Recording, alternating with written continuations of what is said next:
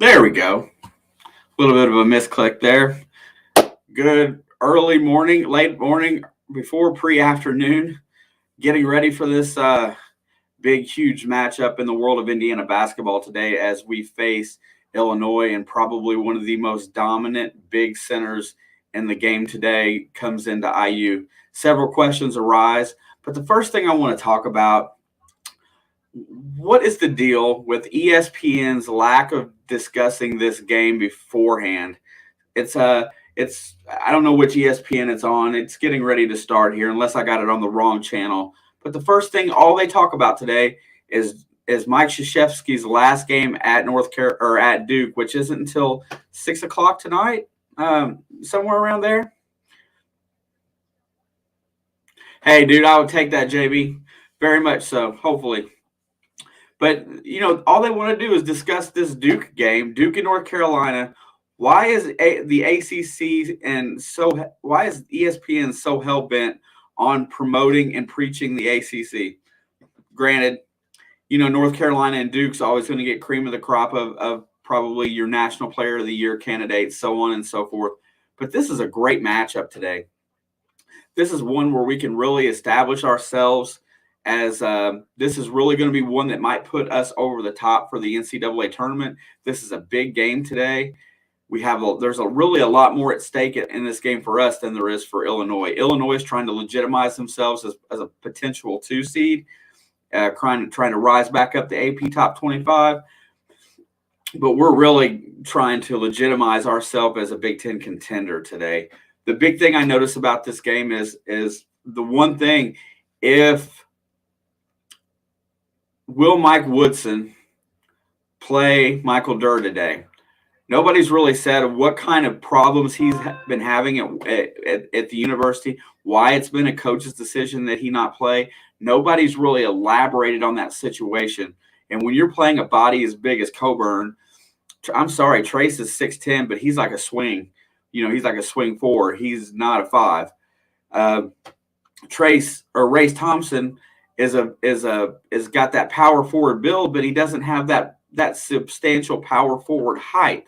So, in my mind, the way to win this game today is if Michael Durr has minutes. Now, if Michael Durr does not have minutes and Kofi Coburn is going to get his, are we going to have our big guys in foul trouble? Are we going to have to focus on Duncombe off the bench, who has barely any minutes at all, at 7 foot or 6'10", whatever he is, but not as well polished as Michael Durr? On the outside of this, going the other direction, Frazier is an absolute stud as a fifth-year senior or sixth-year, whatever it is, because of COVID. I don't even know. Feels like he's been in the league forever. And Illinois, Kurt Bello is back off the injured list, and what a guy with penetration. So if we don't play Durr at all today, the game is going to go inside out for Illinois. And if Kofi Coburn does not smash us underneath or with his little 12-foot fadeaway jump shots, he's going to be passing out to a very good three-point shooting program. These guys all seem to shoot it. They're young. They've got a lot of talent on that roster. Not a lot of the guys that I'm real familiar with, but I have seen a lot. And I feel like this could be a long day if they choose to go the route away from going away from playing Durr. You bring him in. I know there's been some kind of problem with coach. Not really sure what it is, but I think today has got to be the day that he plays or gets himself out of trouble, because I really feel like in order to win this game today, we're going to need his assistance.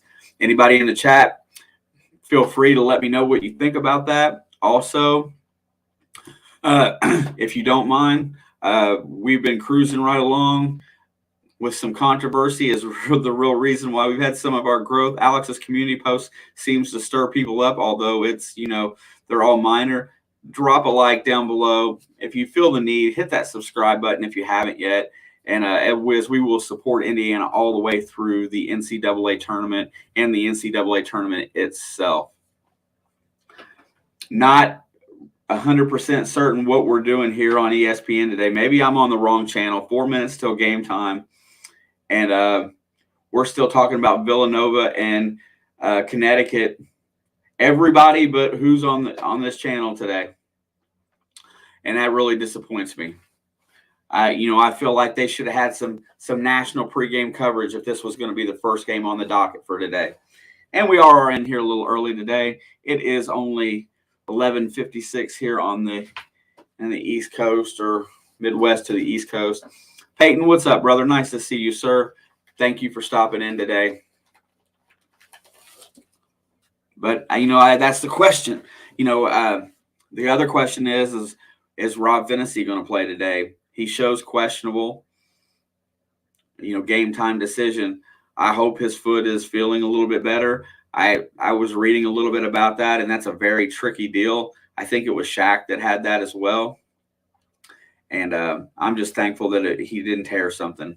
I'm thankful that his season is not over.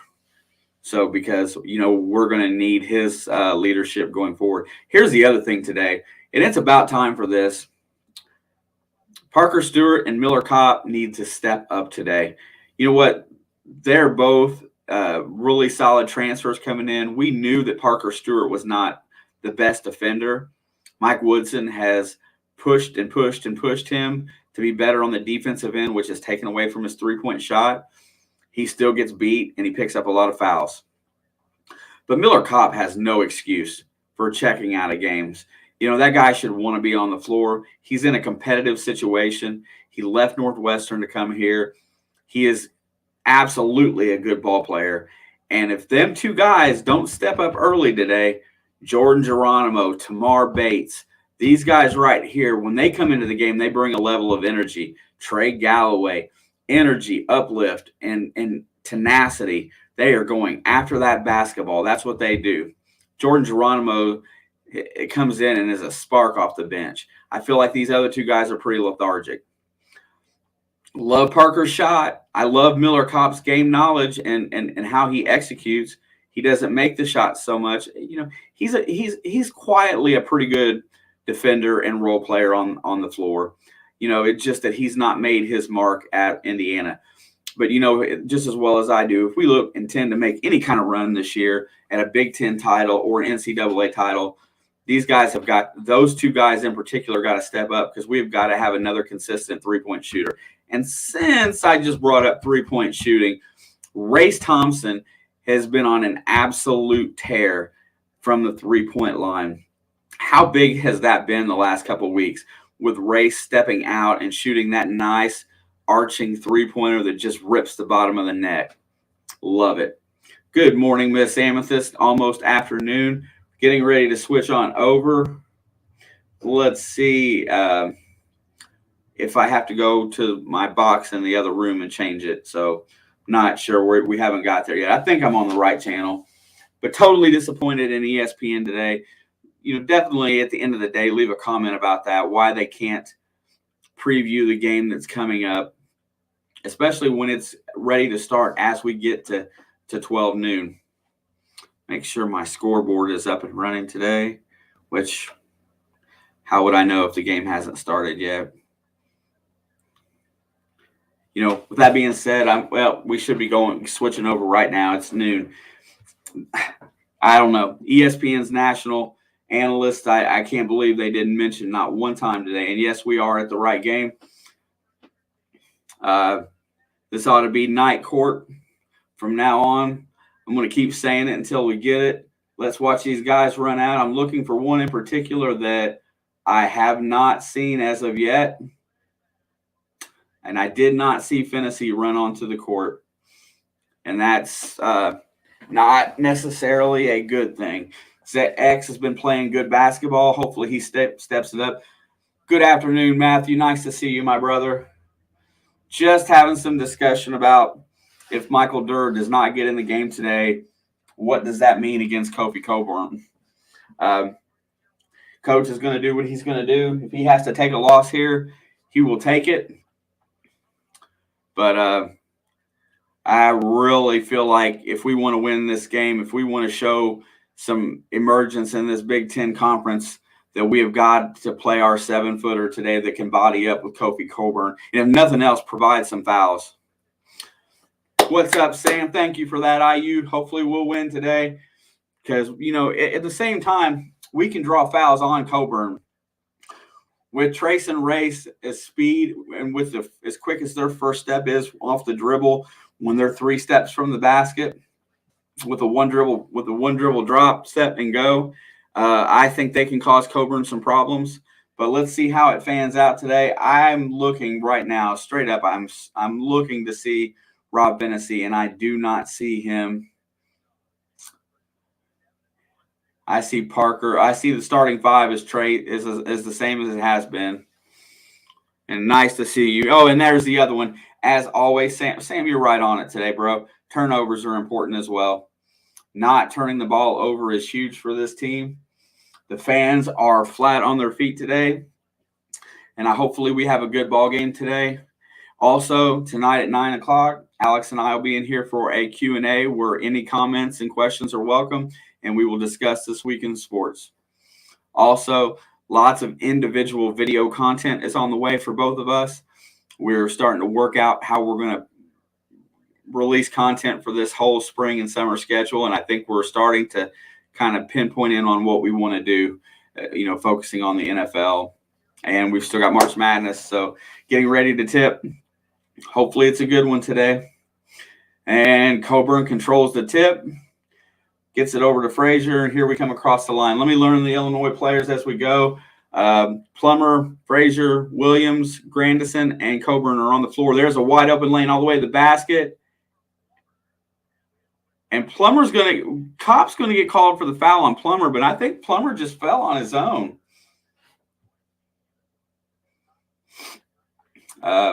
There was a missed assignment somewhere because he got right past a guard and got to the basket. You can't miss Frazier.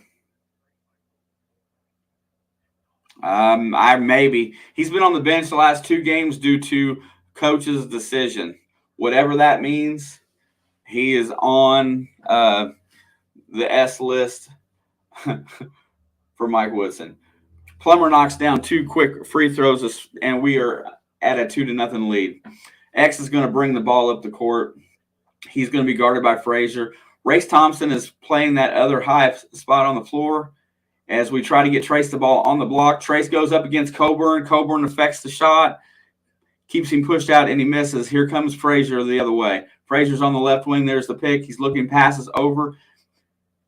Passes on the shot, looking to get down to Coburn on the block. Nothing doing. He traveled. Yeah, okay. I got to call it That's just how I am. Grandison slid his pivot foot. And JB, I know he played in one of those games and did really well. I think it was Purdue, Zach Edey, but he hasn't played since. Parker Stewart's going to bring the ball up the court. They got a different set going. They got Xavier on the block, and they're going to get the ball down to Race on the opposite block. Race is trying to back in. He backs his way in, and he gets blocked, and that is controlled by Illinois. Number 20 got the block. I think that's Williams. My scoreboard is up and going. All right, as we pull forward a little bit, Frazier tries to get out. Race almost effectively steals the ball. They rotate it over to the left wing, back over to the right side, looking. Here, looks around, it's going to look, passes across the way for nothing, back to the right side, looking to take the shot. Frazier's trying to get around Xavier. There's a long 3 from the left wing, rims out, controlled by Xavier Johnson. He's going to push the ball up a little bit. Looking down underneath, nothing happening. He's going to take a 15-footer as he pushed off to get that shot, but I'll take the 2 points. Xavier Johnson ties the game up. 18-20 to go. Frazier is looking, trying to get it down. They get it down to Coburn on the block. He backs Trace all the way in. And there is going to be a foul called, and I don't think there was a foul there. He's going to get a chance for the 3-point play. And they called Jackson Davis, and I don't really think he fouled him.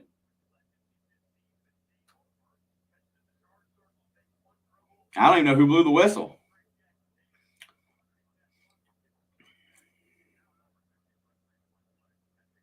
Yes, sir, Matthew. I agree. Got to have guts.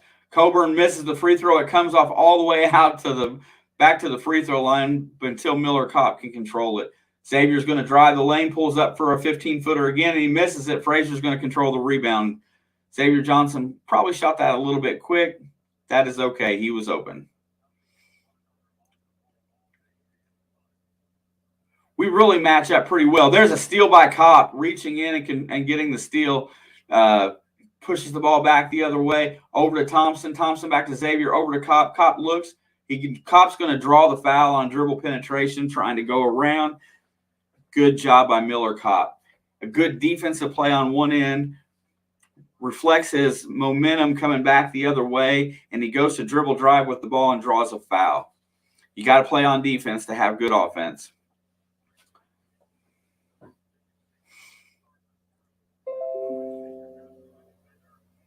Here we go. Xavier goes all the way to the basket, nothing doing, gets it back out. Illinois leads 4-2. Parker Stewart's got the ball, drives around a pick, doesn't have anything happening. Illinois is playing solid man-to-man. Race Thompson drives the lane, puts up the shot, and good. Race with the little baby hook, ties the game up at 4. Cheerleaders are trying to get the fans going today. Students probably didn't get out of bed today, so it's probably not as loud. There is a long three. That was a bad shot. There is a fight for the rebound. Race Thompson controls, and he's going to push. He has numbers. Parker pulls up for 3, and he drains it. Parker Stewart hits his first 3 today in transition, and Indiana has a 7-4 lead. Fans are starting to get up a little bit and get excited. That's something that we desperately need, is to have an outside shot. Illinois step back 3 and buried it. Tied it right back up. What a nice play. And that was Williams from Illinois. Very nice step back 3. Tie ball game, 16:26 to go. Xavier brings it across the timeline. X has got the ball, looking for Parker on the wing. Gets it down to Race outside the block on the baseline. He's going to dribble drive, try to push his way in. He works his way in, shoots a little right-handed floater, draws a foul on number 33. And that is Hawkins. And that looks like that will be his first foul.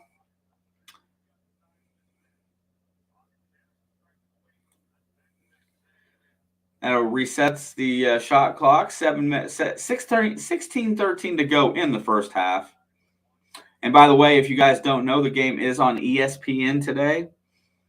Watch along from there. I think this Illinois team's deep. I think they got a chance to make a deep run in the NCAA this year.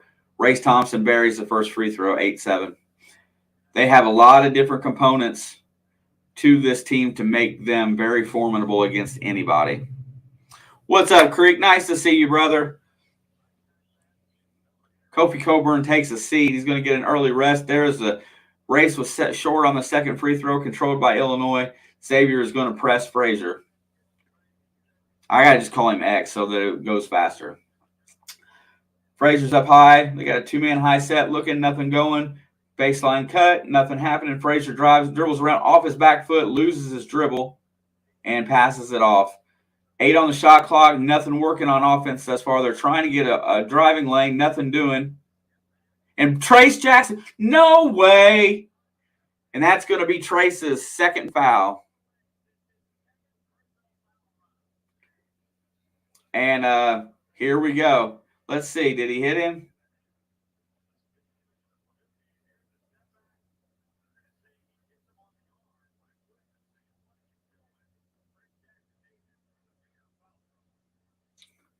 And here we go. Looking just like the dang Purdue game is what it's looking like. That was a pretty good block. I think what they call it is the fact that he slapped down. And no, you cannot challenge this. You know, he knew he could block the shot, but he's got to block the shot and not swipe down.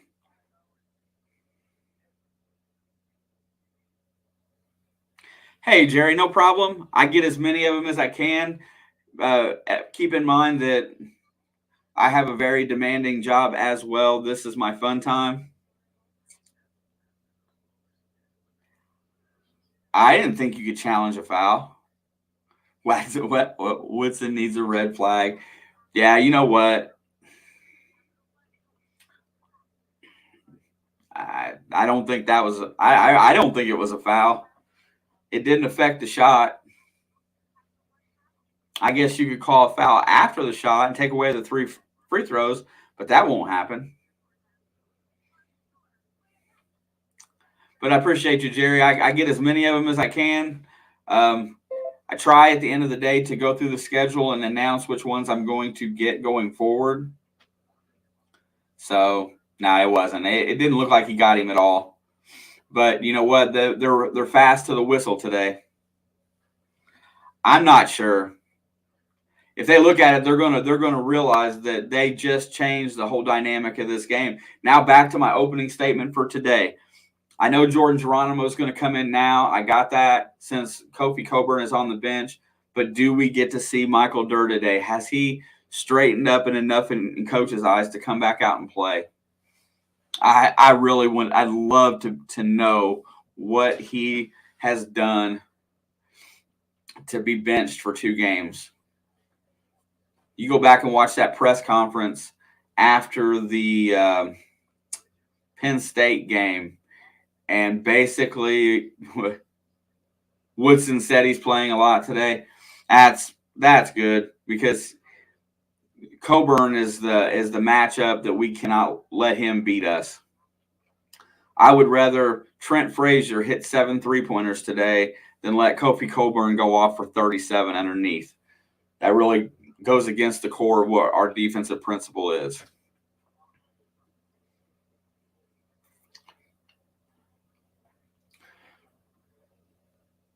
I think Michael Durr's got what it takes to be a good ball player. Obviously, there's something about him or his game that didn't sit well with Coach, and he set for a couple.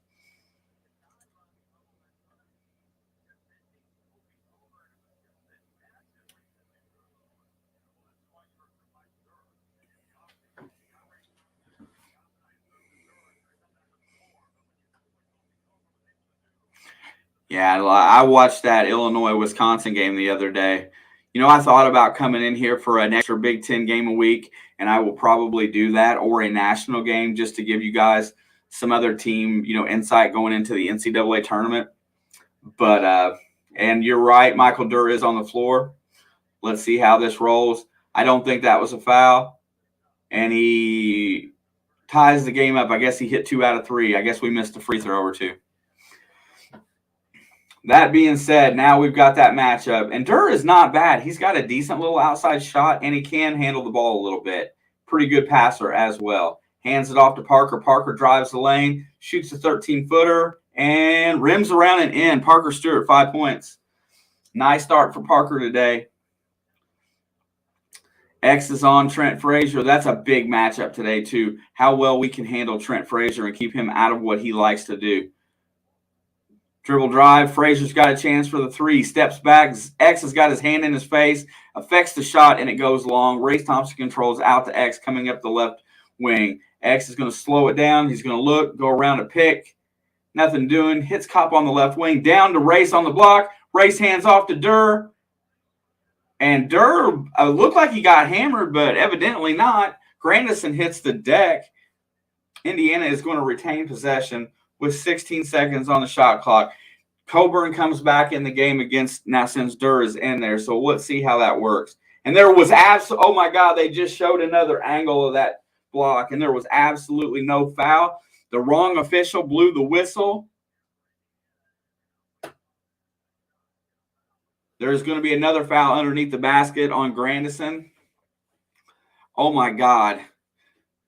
That makes it really hard when you call that foul on Trace. And he played a great defensive play. He didn't even swat down.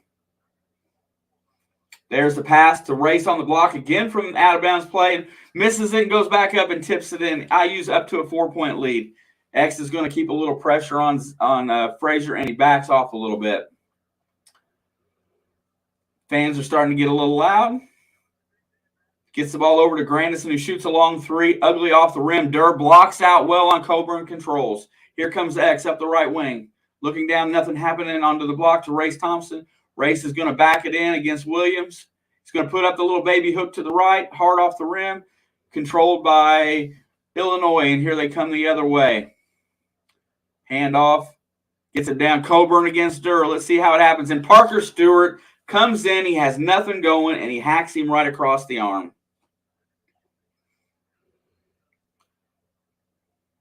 It is so important to play defense without fouling. Michael Durr had him out in the 12-foot range and in good defensive position, and Parker effectively fouls it. But at least they said it was a pass and not a shot. Also in the game now is Trey Galloway as Miller Kopp hits the bench. Okay, Copeland gets the inbound pass, 15-foot out, rotates the ball around, looking, nothing happening, kind of working it around. Parker's defending out high. Tries to get around. He gets around Parker, goes all the way to the rim. Off the rim, no good. Xavier went to set up for a charge and affected his shot enough to where he missed it. Xavier's going to drive inside the lane, goes against Coburn, passes it out to Durr. Durr's going to take the three. Oh, in and out.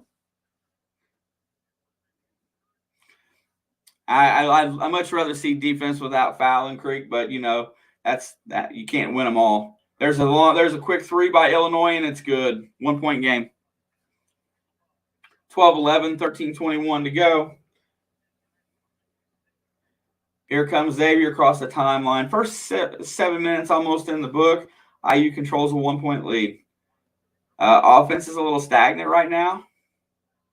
Xavier gets a lane. He's going to drive the basket. Throws it over to Galloway. Bad pass. Galloway to Race for three. Ooh. And Durr controls the rebound, and he's going to get one on Kofi Coburn. Durr battled against Coburn for the rebound. He comes up with it. One-handed, considering his other hand was being held, and then he goes up.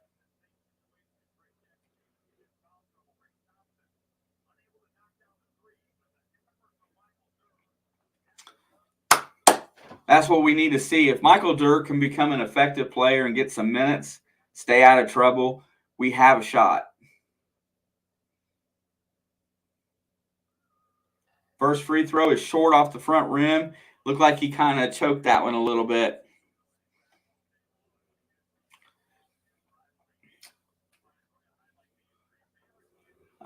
Yeah, the highlight games of the day.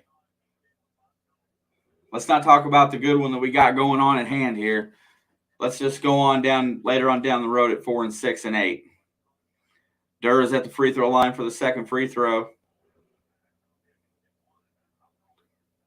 Second one's up, and he buried it. A little more relaxed on that one. Yeah, double pump on the free throw. It's called holding on too long and choking. Short-armed it. Here comes Frazier across the timeline. Xavier's still got him pretty well covered. Coburn's got the ball way out high. He's going to hand it off. Coburn cuts to the rim. There's the pass to Durr's got him. And there's a block by Coburn, or he lost the ball. I can't tell which. Xavier, oh my gosh. Xavier makes a bad pass. Here comes the fast break. And there's a trip that should have been caught on Galloway. And they're going to call the intentional foul on Illinois after that on Curbelo. So Curbelo looked like he stepped on or tripped over Trey Galloway's foot, and then Xavier picks it up and tries to sprint down the other way, and then the Illinois player grabbed him by his waist and held him. They're going to call that an intentional.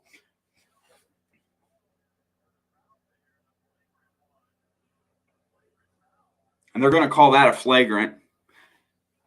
I don't know. I just saw Curbelo fall. It's like he just tripped.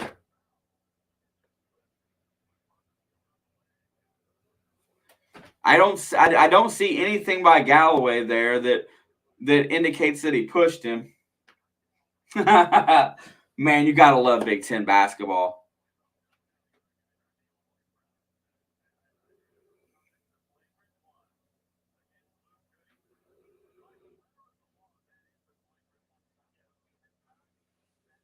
Luke Goody is going to have to take a flagrant one on this one, even though it wasn't egregious.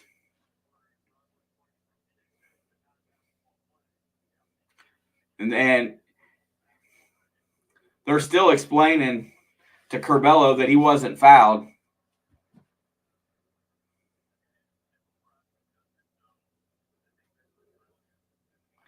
there's, the announcers are saying that he missed a trip. I didn't see it. If you can't see it from the camera angle, and Xavier misses the free throw.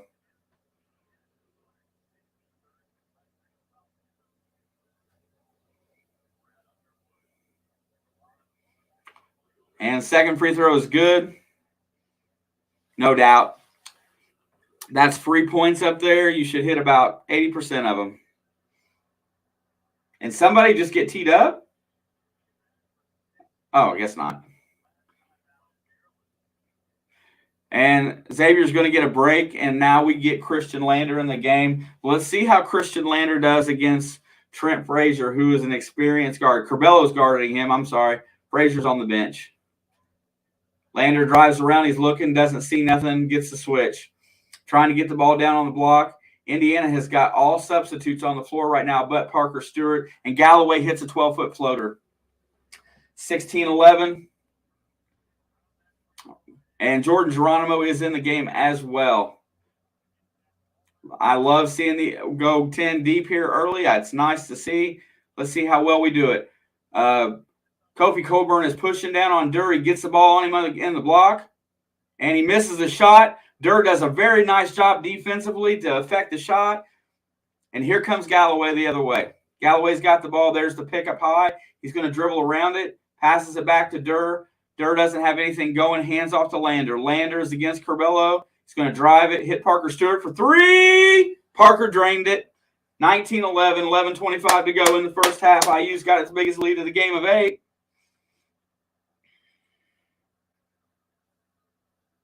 Yeah, I know. I wasn't sure, though. Lander is guarding Curbello, which is a very tough matchup for him since Curbello has good dribble penetration. He does get around him. Here comes the help, and he's going to draw a foul.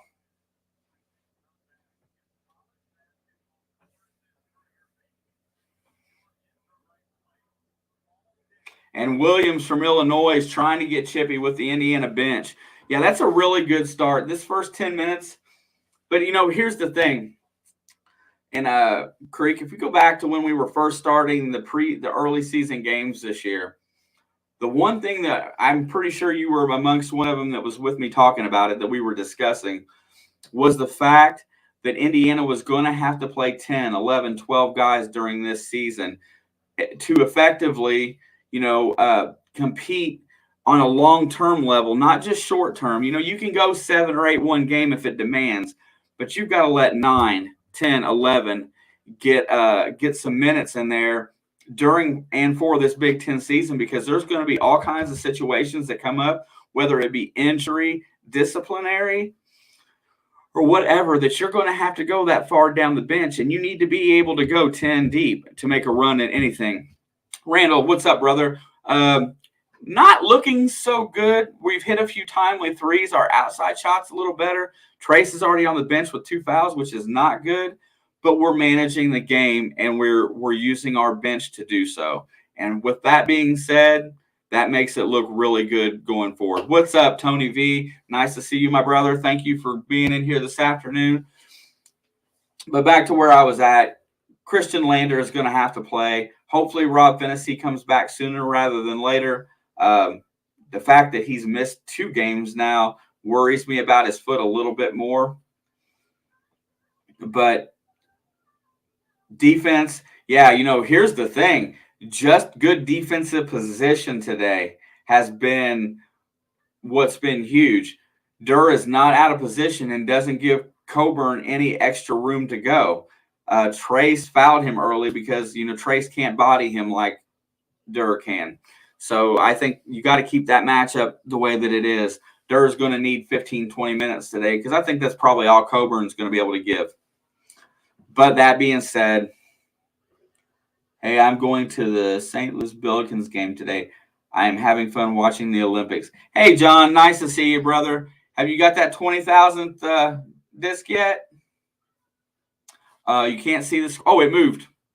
And that's something else. Sorry about that, Sam. I'll fix it. Just give me a second here.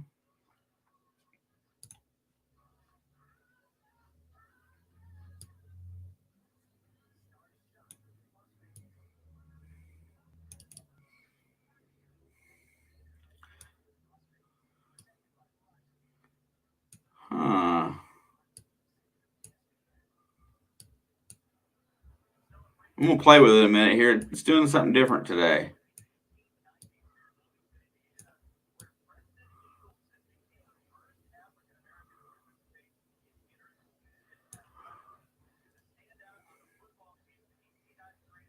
Oh, I know what I need to do. I'm on the wrong page.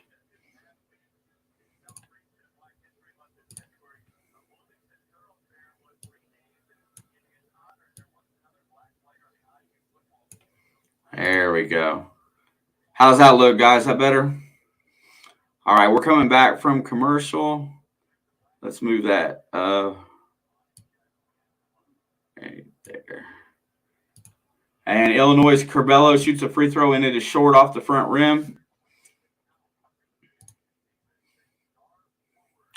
Sorry about that, Sam. Thanks for reminding me. I get caught up in the game sometimes and don't always get it right. Second free throw is good. 19-12. Christian Lander is going to bring the ball up, giving Xavier Johnson some nice minutes of rest here in the first half. Christian is out high against Curbelo. Parker's got the ball down to Durr on the block. Let's see if Durr can affect Coburn here. He works him. Nothing doing. Makes a good decision to pass it out. Comes and sets the pick for Lander. Lander takes the 13-footer. It's short off the front rim. Choked it a little bit, but that's okay. It was a good shot. Here comes Illinois trying to get around Lander. They're trying to take advantage of Christian. And Curbelo drives all the way around and does not get him cut off. And I noticed over on the bench, I looked at Xavier looking back at coach like, hey, put me back in. We have not seen Tamar Bates yet today. Keep that in mind, folks. I don't know if there's anything there. Durr's got the ball out high, rotates it around. Parker Stewart's going to drive the lane, going to go up against Coburn, and he's going to draw a foul on a ball fake. Good's going to pick up another foul here. That will be his second since he had the flagrant one. But that was a very good move by Parker Stewart. And Durr just abandoned Christian there on the help side as Geronimo was coming down to cover Coburn. So that wasn't all Christian's fault, but it wasn't very nice, good defense at all. Illinois got the lead back down to 5 with about halfway through this first half. There's the inbound. There's Tamar on the floor finally. He's going to look around. He's going to get it out to Lander up high. Lander just needs to facilitate. He's going to drive all the way inside, get it out to Geronimo on the corner. Nothing doing, rotating it around. Galloway's going to reset from the top of the key, go all the way to the basket, and get it, and it's good. Galloway with a little floating layup. 21-14, 9:49 to go in the first half. Here comes Curbelo. They've switched Galloway over to him and moved Lander over to number 11 in the corner. I don't know his name. Good foot by Galloway. That should be a reset, but they didn't give it to him unless it hit him in the leg. That was a nice shot. It was a little bit off balance and not in control, but it did go down. There's the inbound out high. Geronimo got beat. Here comes the penetration. They got the switch over to Coburn that they want. There's a long three, and he hit it. Alfonso Plummer buries a three there, and that makes the lead a 4-point lead. Illinois is so deep and talented that it's going to be tough all day for IU to pull away. Tamar gets inside, shoots an 18-footer, just misses it. Here comes Plummer up the left side, going against Lander. He's looking to get around him, feeds Coburn on the block. He's pushing Durr. Coburn pushes him all the way in, puts the shot up. No good. Good defense. Durr has just got good defensive position on Coburn, and he can't impose his will. Lander's going to drive around. Here comes Galloway. He's going to get by his guy. He looks to get in the lane. And Galloway just traveled it, but they didn't call it. It's a travel, if anything. I think he just fell.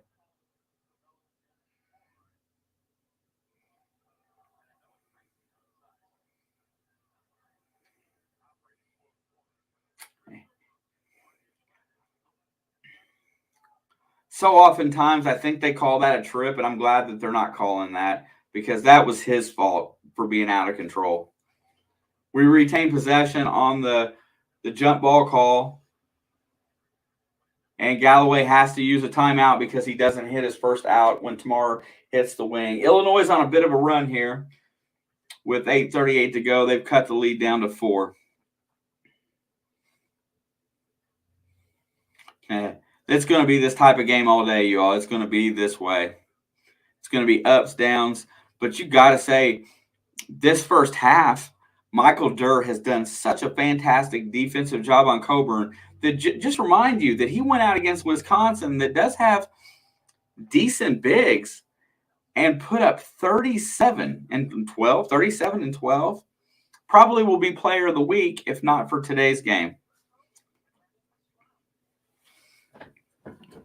So far, Trace, Race, and Xavier are getting plenty of rest here in this first half. I expect to see Xavier back on the floor here probably now, as Christian Lander looks like he's going to go back to the bench. But to give your starters this kind of time to rest is really good. I'm glad I don't have to really listen to him. Tamar's got the ball. He's working his way in, puts up the shot, and draws a foul. Pretty good play by Tamar Bates. Curbelo. You know, I can see this Illinois team as a very high-strung, emotional team. And when things don't exactly go their way, you can see on their faces that they don't particularly care for that.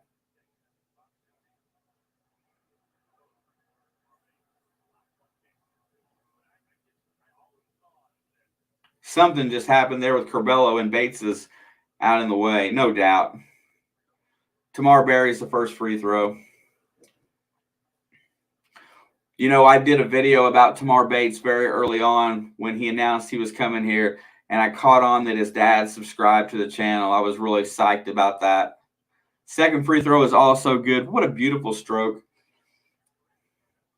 Very Ricky Callaway looking shot. Here comes Curbelo the other direction. Works it around the right side here. Let's see what they get here. Definitely a different look for us defensively. Curbelo gets inside the lane, misses the shot. Durr affects the rebound, knocks it over, and we control it. Here we come with Xavier up the left wing. Looking, Tamar Bates is running the baseline. Frazier's on Johnson. Johnson's working. He's trying to get a shot. Nothing doing. Hits Geronimo. These guys are not forcing shots today, which is really nice. Bates is looking. He's in the lane. Shoots the left-handed floater. Off balance, no good. Controlled by Plummer for Illinois. Here we come the other direction. IU's got a 6-point lead, 23-17. Frazier and Coburn have not been the guys yet today, which I suspect that will be their second half. Plummer pulls up for three again, misses it. Controlled by Xavier Johnson on the rebound. And we come back the other direction. Xavier's going to get in the lane all the way to the basket, and he misses it. Durr tips the rebound. Here comes Curbelo on the fast break. There's some foul called. I'm just not sure what. 7:21 to go. We got a timeout on the floor. There's a foul on the floor.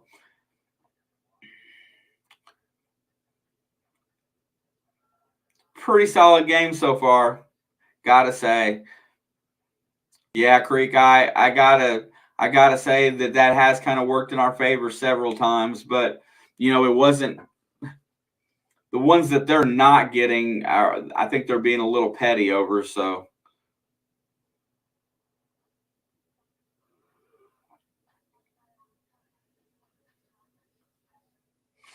yeah, I'm gonna get my other page up here. See what we got so far. But Coburn is 1 for 5 from the floor, 2 rebounds, 2 points. Those are not All-American type numbers, and that's mainly due to Michael Durr. Plummer's got a 3-pointer, couple free 6 points. Race Thompson's got 5 early points. Parker Stewart's leading the way with 8 today. Somebody else on the high end of the scoring side. But yeah, it's definitely starting out really well, especially since we're not being affected with Trace being on the bench with foul trouble. Illinois has got a little bit of foul trouble too, but not as bad. Let's go to the full stat sheet here already. Illinois missed more free throws than we have. They're 57%, and we've missed the same amount. We've just hit one more and had one more. But at the end of the day, what do we talk about that wins games more than anything, and we've been really good about it, is not turning the ball over, giving up the cheap ones. They have 3 turnovers. We have 1. I don't have the points off a turnover statistic handy. However, when you only have 1 this far into the second half, and how many assists? 3-to-1 assist to turnover ratio.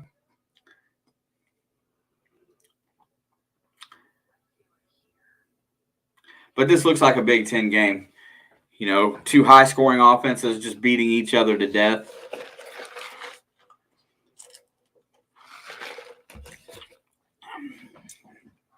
Because I'm going to tell you, folks, that after today, starting today, this schedule gets kind of rough for Indiana. Just saying.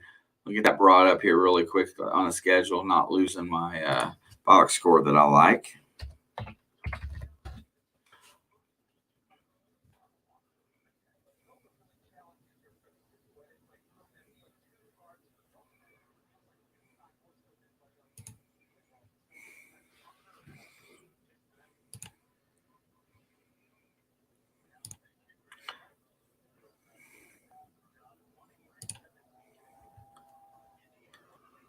And let's see.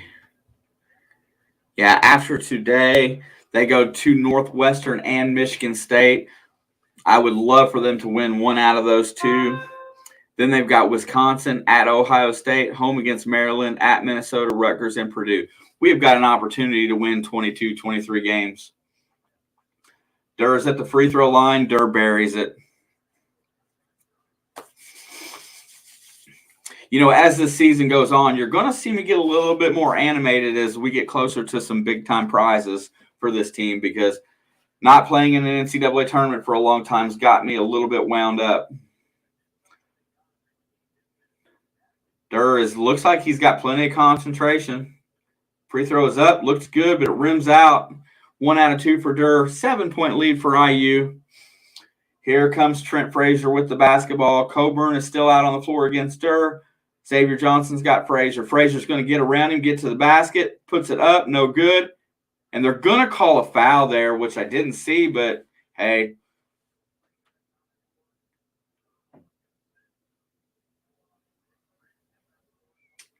To effectively take Coburn out of this game is where we're at. And that is all Michael Durr. Yeah, exactly. I didn't see the foul creek, but evidently it was there. Nobody's really complaining about it. First free throw is in, and it's good for Frazier.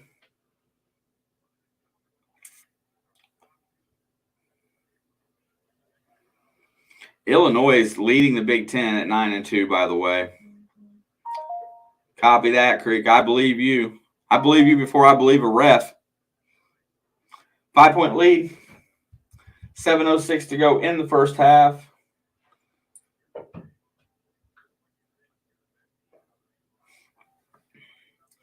Race has got the ball back out high. He rotates it around to Tamar. Tamar's going around a pick. He looks to get off. Hits Race with the ball. That's a charge. Race uses his forearm, pushes off, and you're going to give the ball right back. That is a turnover.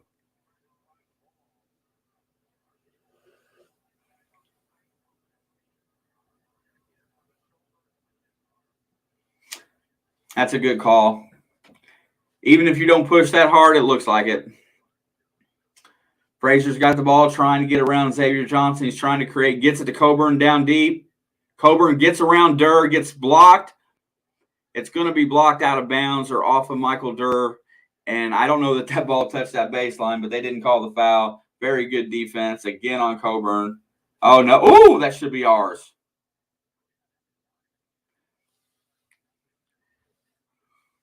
Coburn was crying. He's on the line. It's only 2. Frazier buries a shot. That's not a good sign for us if he gets hot. 3-point lead, 6:22 to go. Hand off to Galloway's going inside, and he loses it. Gets blocked and loses it. He shouldn't have went up there. Here comes Illinois the other way. Frazier's going around to pick. He's got a switch. He's got it down to Coburn on the block. Coburn gets better position this time and draws the foul and one. Illinois has got a chance to tie it up here. Coburn's free throws kind of looks like Shaq most of the time. But he had very good position, and he just rolled off of Durr's body there and drew the foul.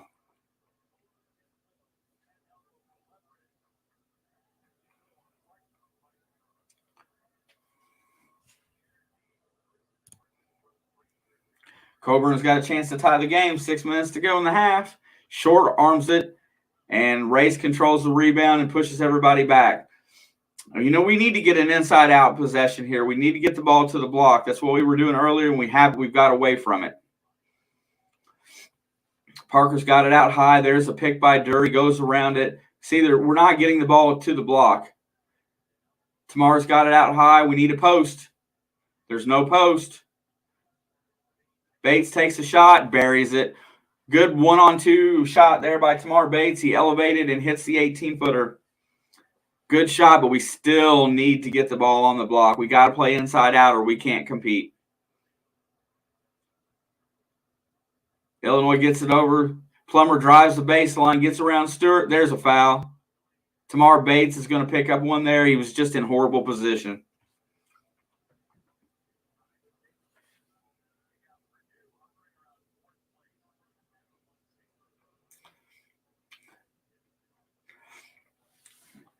They're showing Joe Lenardi's right now, and they've got Illinois at a 4. I think Illinois is at 2. First free throw by Illinois is in. Got a chance to cut it to a 1-point lead here. They took a point back off. I thought it was going to have a chance to tie. They must have gave Frazier 3 on that where his foot was on the line. And Coburn got around Durr there. You know, I noticed that it looks like Durr is getting a little bit tired. He's been out on the floor for almost 9 minutes now, and he's starting to slow down a little bit. But there's no post play. Watch the game. You don't see anybody posting. Xavier's got the ball out high. Parker's working off a pick, gets off the shot, hard off the back rim. We're getting nothing to the post. It's all guards right now. We're not getting anything down low where we were successful early. Gets around Bates, gets it back out high. They rotate the ball around. 18 on the shot clock. Frazier's got the ball out high at near midcourt against Xavier. There's the inside pass. He gets it down to Durr again. Durr spins, and then Durr gets – I don't know. I feel like Durr recovered fairly well there, but he shouldn't have fouled him.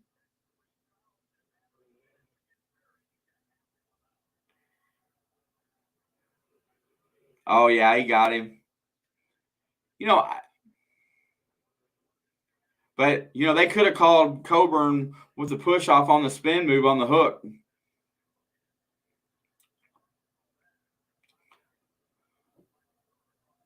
See if Coburn can get it to the rim this time.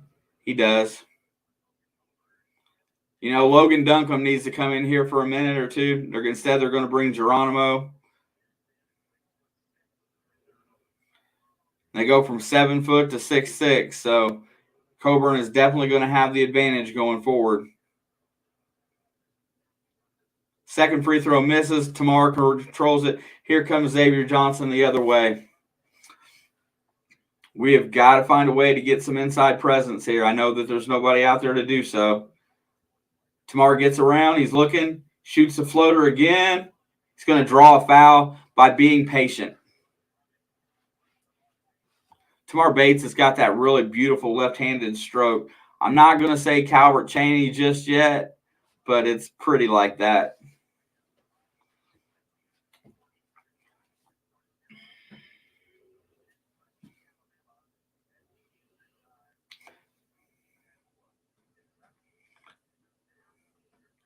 Bates has got 2 at the line.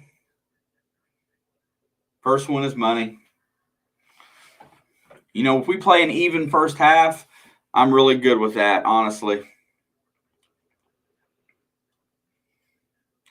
As long as with Trace being out, second one is good as well. Frazier gets the ball on the inbound. Xavier Johnson's done a pretty good job on Trent Frazier today, by the way. He's going to get around the pick this time into the corner. Xavier recovers very fast on D. Trent shoots and buries it. Better offense by Trent Frazier. We got a little behind on defensive coverage there, and he effectively uses that to get a shot. Yeah, no doubt, man. If there's a shot. Johnson draws the foul. If Ricky Callaway and Calvert Chaney had a baby, it would be Tamar Bates. Dude, straight up. And you know how big time saying that kind of really is for what his potential in the future is.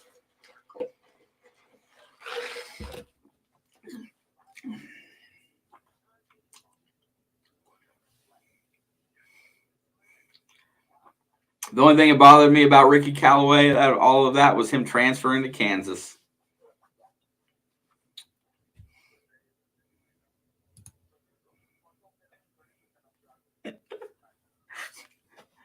My God.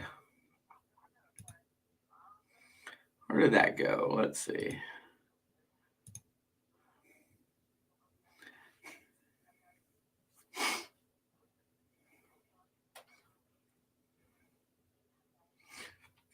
Can't wait. Yeah, I'm,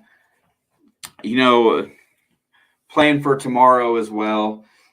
I really expect this to be the least solid year because there were so many unknowns going forward.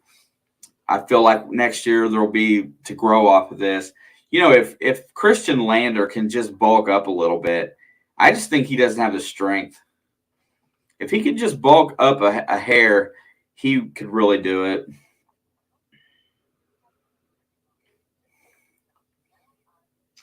I figured as much, Alex. I thought the game was at 2:30 today, honestly. And then when I went to put it in to set up the stream, I saw that it was at noon. So wasn't expecting.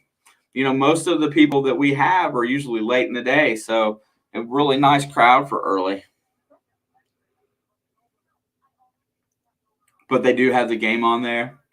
Yeah, I gotcha. I was pretty ticked off watching the pregame today on ESPN. You want to hear what the national analysts kind of have to say, about your team a little bit. And all they talked about was Duke and North Carolina for a half an hour. College game day comes on, and all they talk about is Duke and North Carolina. They didn't even mention this game. And it's the first game on their docket for the day. I thought that was pretty sad.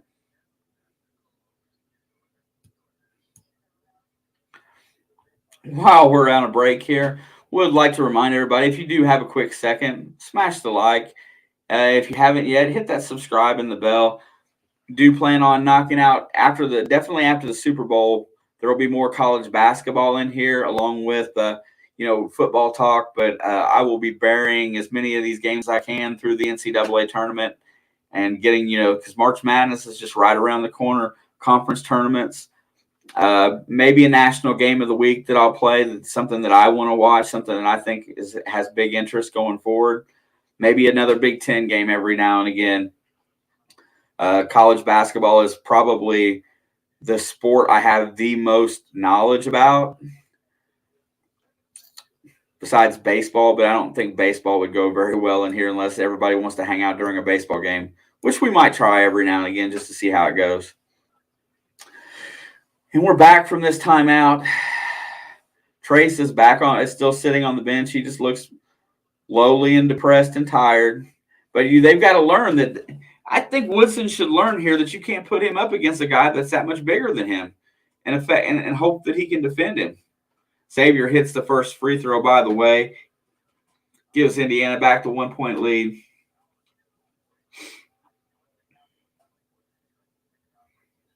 Both free throws are good. Davis and Bates have been very good. Yeah, I'm big on baseball, Jerry. I just get so mad at my Reds. It's not even funny, brother. I hate management. I hate all that stuff that goes along with it. I love the game. Coburn's got the ball on the block. Now Race Thompson's on Coburn. Race decides to front him and make him try to go over the top. Tamar Bates is playing help behind. Frazier's looking to get the shot. Nothing doing. Here comes Plummer. Floats it in off the rim. Doesn't happen. That's not a shot clock violation. The ball hit the rim.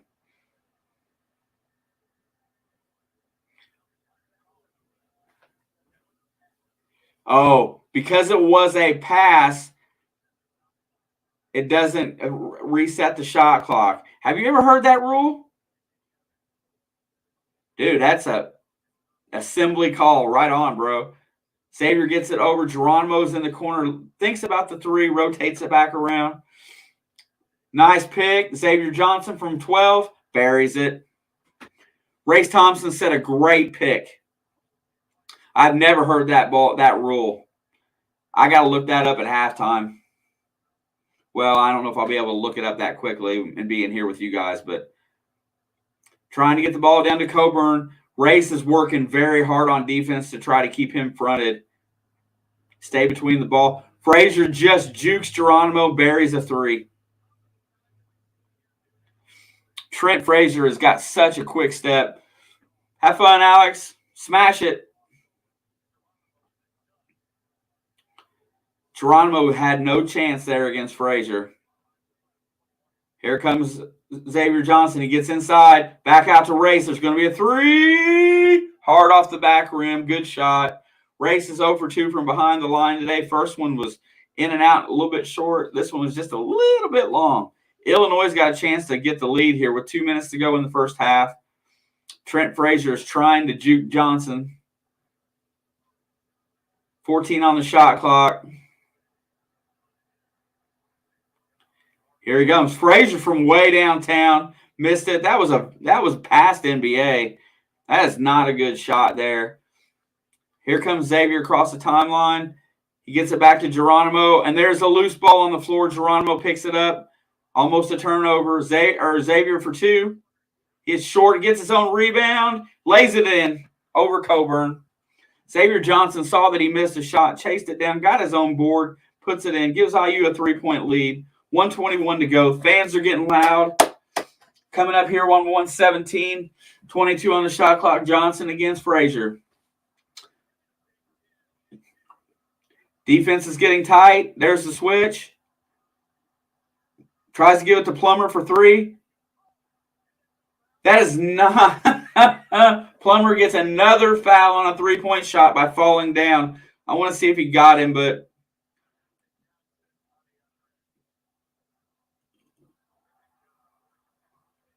let's see. They're not going to replay that shot, but the fans are going crazy.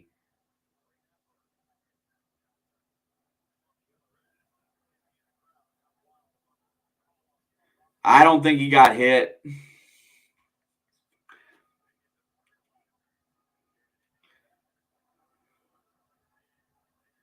Plummer hits the first free throw. He's got a chance to tie it here. There we go. Let's see. Oh! They're having to call it on the body where he slightly bumped into it. He didn't hit him on the wrist. You know, these officials they're god awful. If that's a foul, then everything's a foul.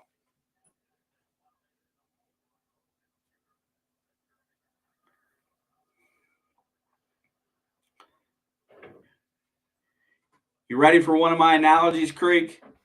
That's another classic case of a referee being completely out of position to make the effective, correct call on a play because he's lazy.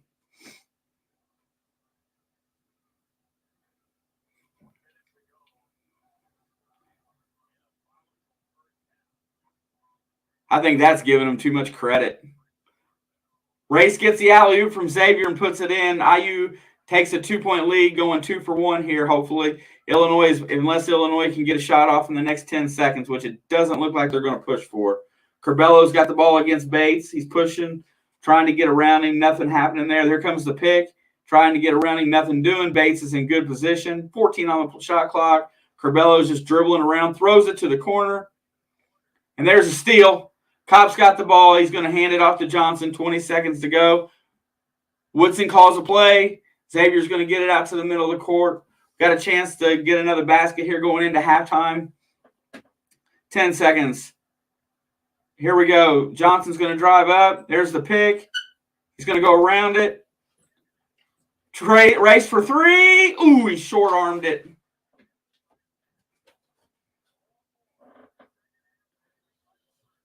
Yeah, pretty solid.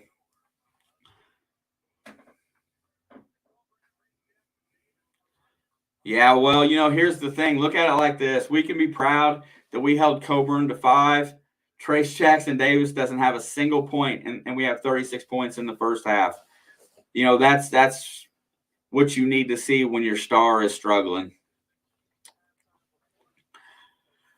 Oh, man, that's a rough half. Let's run through some statistics here really fast since we just keyed on that. For Illinois,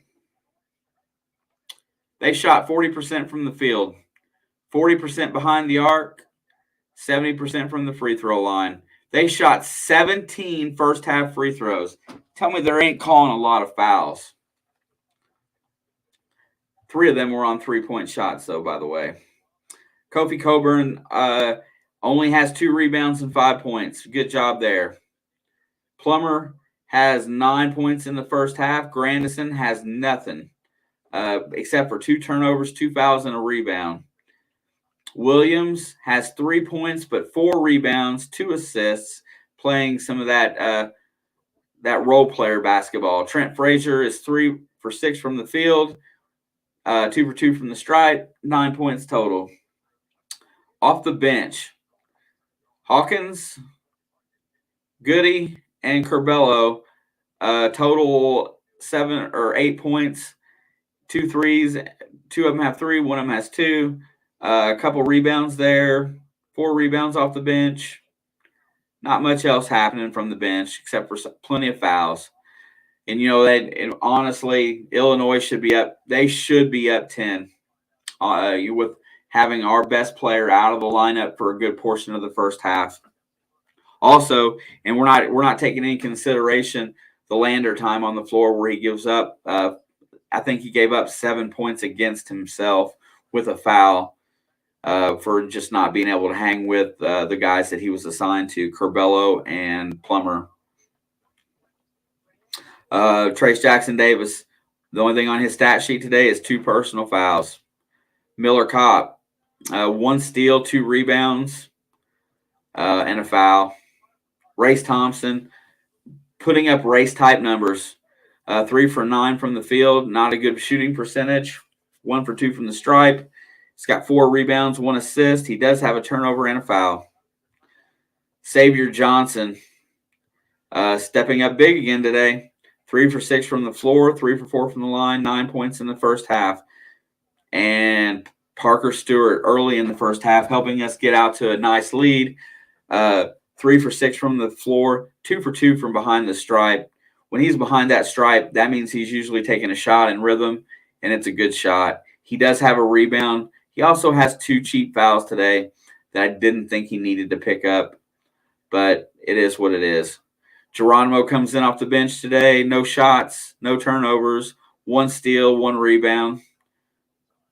Michael Durr only has 2 points, and he does have 3 fouls.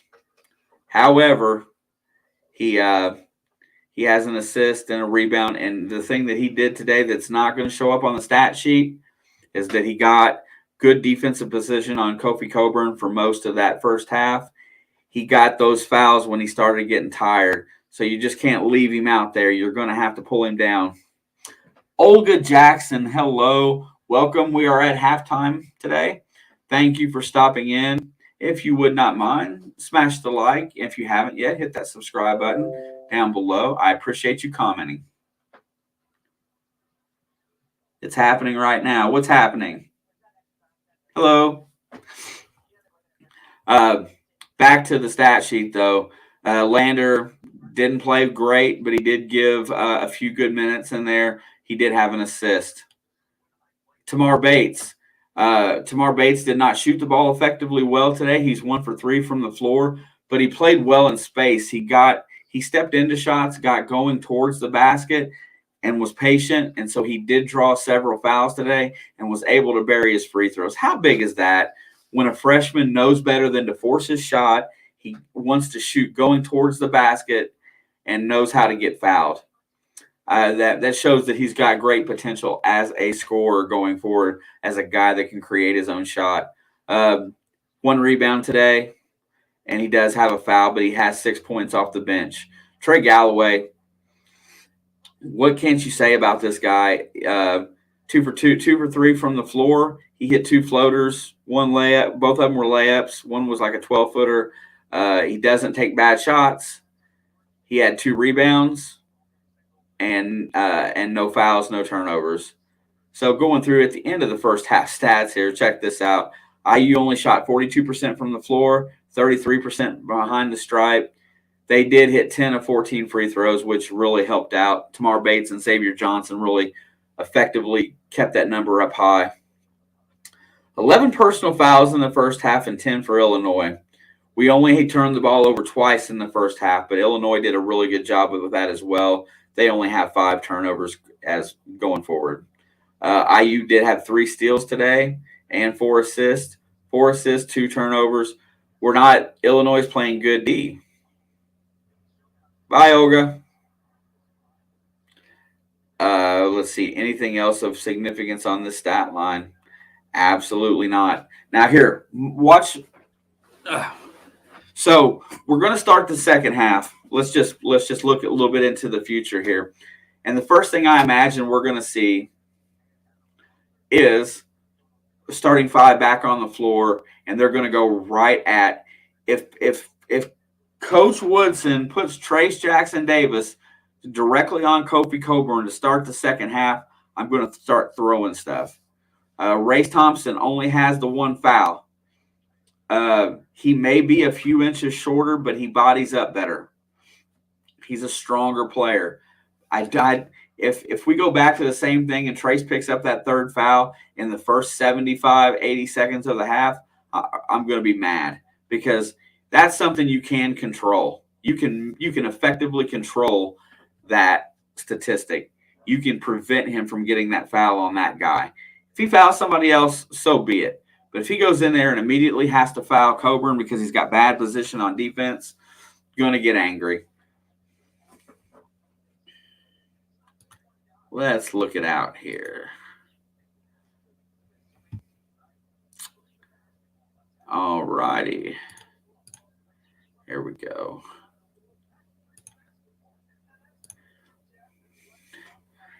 Looking forward a little bit.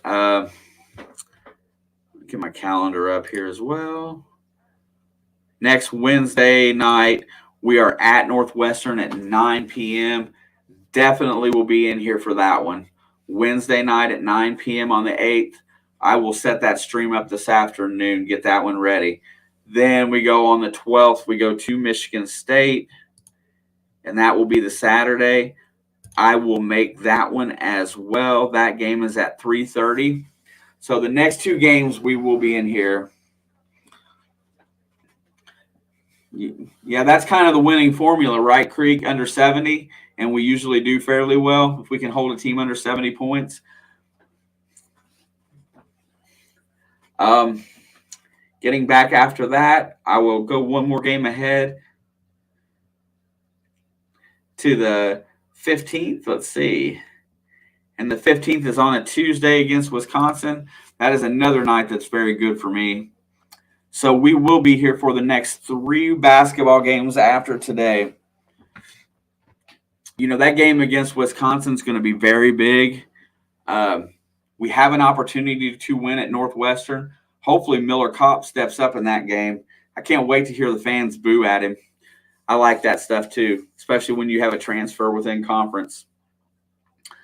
And then if we can win 2 out of the next 3 and hold on today, I think that pushes us to that top 4 positions in the league. I think we'll be somewhere right around there. At Ohio State, we never play well there.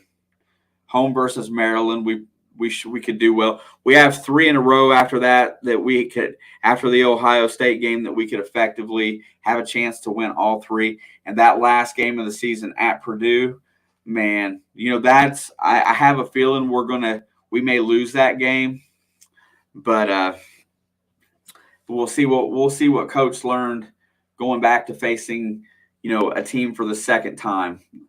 We've already played Northwestern twice this year and Penn State twice this year, and both second games went better than the first. So I really want to see how well we can play Purdue at Purdue and that atmosphere. That's going to really tell me if we can make that a close game and not get just beat down. I have a really good feeling about our opportunity at the Big Ten tournament this year.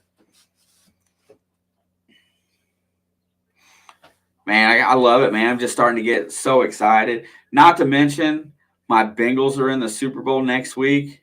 Long time coming for me for that. Been a Bengals fan since 1980. First football game I ever went to see was the Freezer Bowl against the San Diego Chargers and Dan Fouts, and I don't remember any of it other than watching snow fly and being cold. Long time coming. I hope we can steal a win next Sunday. That would probably do me forever. I'll be in here making videos all summer about them Bengals too. One of you earlier said that you're big into baseball. We're big Reds fans here. Let's see, where's that at? I'll go back to the comment. I know, I'm not really sure. I can't remember which one of you made it. Jerry's a baseball guy. Jerry, if you're still here, we have a lot of baseball fans early on. We were really fired up about Jesse Winker and Nick Castellanos at the Reds this last year, but they're just about saving money on payroll and keeping payroll down and making money as a team. I don't think they're that interested in winning, in my opinion, and it really bothers me. Plus all this stuff with delaying training camp this year's really got me bummed out because they can't make an agreement, and the amount of money that they make from the TV deals is enough to pay their payroll. It's all about greed, and I hate it.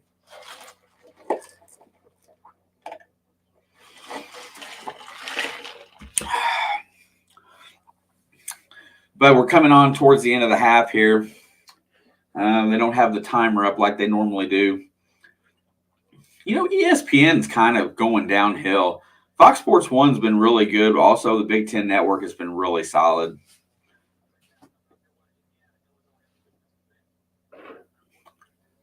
They don't ever, their national analysts didn't have nothing to say about today's game. It just seems like they're going to do what they want regardless and talk about Duke and North Carolina. Yeah, Creek, I got to say, bro, I really feel going forward, that I think Woodson's done a pretty good job this year for the most part. We've had moments where we've disagreed with what he's done and how he's went about things. But I think he's really toting the line about, guys that don't, just because you got a big name doesn't mean you're going to play. And I think that's real important. Play baseball. You like the Dodgers? I despise the Dodgers. Not that they don't have it's because they buy the best talent. It's just like, it's like rich kid syndrome out there. They all they care. I mean, but the only thing I like about the Dodgers is they're trying to buy wins. I know, right? They're in the LA Coliseum, Fujita. Thanks, Kenneth. I appreciate that. You guys got rid of that quarterback yet?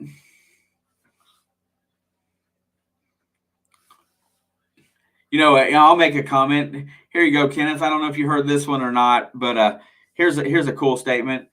Aaron Rodgers bought property and is getting ready to build a house in Franklin, Tennessee. Is that recognition? Is that saying something?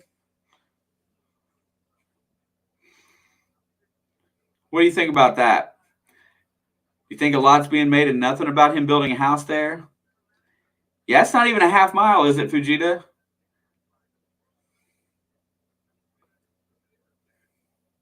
I like stirring the pot a little bit, but you know,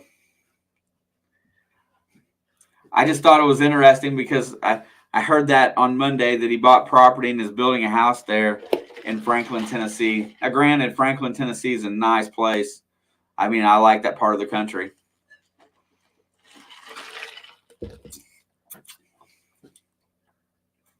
But yeah, halftime the conversation gets out there. Fujita comes in with the NASCAR talk. You know what?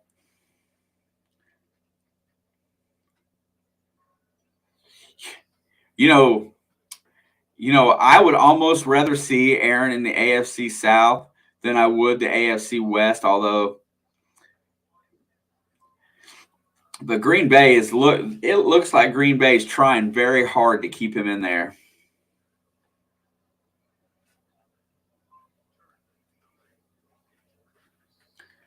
Hey, Roger, nice to see you. I went to a Bengal game a week or two before the Charger game. It was just as cold that day. I was like 7 years old. I've told this story in here before, but I'll bring it out really quick. Oh, Pete Johnson Pete Johnson was like mini refrigerator Perry out there for the Bengals back in the day. But me and my friend were hanging out at a boys club a lot when we were little, playing basketball, playing sports. Instead of going to a babysitter's, we went to the boys club. Anyway, my friend grew up fairly poor, and there was a guy that had plenty of money, and went down there and knew he could see by the way that not just Kelly, my friend, but both of us, that we were the way we were dressed and stuff, that we didn't have a lot growing up. Not that not that we knew that, but it wasn't like that. But so he kind of took to us, and Kelly mainly. Kelly had a sister, and they didn't have a lot. Anyway, lo and behold, we got picked for a football game, and he decided that since they made the playoffs, that he was going to make it the AFC Championship game when they got there, or it was going to be next season. All right, here we go. And we went to that game, and we froze to death. All right, here we come out in the second half. Coburn is on Trace, and Trace is guarding Coburn. God dang it. There it is, straight down on the block. Davis doesn't foul, thank goodness, but he makes the first basket. Tie ball game, 36-all. Jesus criminy. That is such a bad matchup right now, especially that deep. Here we go. Parker hits Kopp in the corner. Kopp hits Trace, and there is a reach in there, and Trace knocks the ball out of bounds. First place they go, right there. I mean, Trace did. They could call a foul there, and that makes it scary. Got to keep him on the floor. Here we go. Frazier's got the ball out high. Williams is getting the ball on Kopp. Looks it over. Hits Plummer. Plummer's going to drive the lane, throws it up, and misses it. Tips it back out. Frazier, Plummer for three. Another offensive rebound. Plummer for three again. Short off the rim. Race Thompson finally controls the rebound. Oh, my God. Xavier brings it up. He's going to push. He's going to get inside, go all the way to the basket. And Frazier was out of bounds when he stripped it away from him and standed on the line. I got an opinion on that, Kenneth. If anybody's in here tonight, I'm sure Alex and I will talk about that on our Q&A a little bit tonight. But you spend a first-round draft pick on a guy that you don't play. You let him sit for two. Trace gets the inbound, misses the shot, and finally gets control of the ball. Trace is going to hit it back out. Race Thompson's going to drive the baseline. Nothing happening. Feeds Johnson back to Race. Race is pushing against Williams. He's going to go up and puts it up and in. Race uses his strength, gives Indiana a 2-point lead. 18:30 to go in the game. Here comes Frazier all the way. There's a pick. He gets all the way around and shoots the shot. Frazier's so quick, and he shoots off the dribble so well. Tie ball game, 18-18 to go.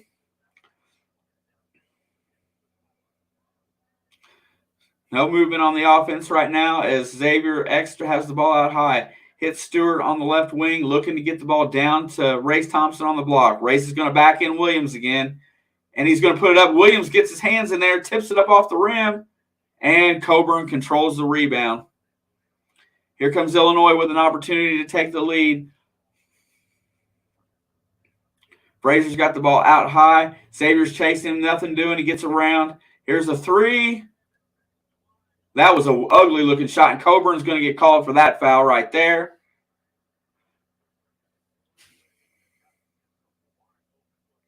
Love to trade Wentz for Rogers.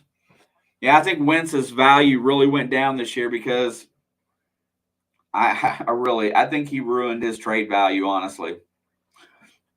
All right, here we go. Tie ball game, 17:38 to go.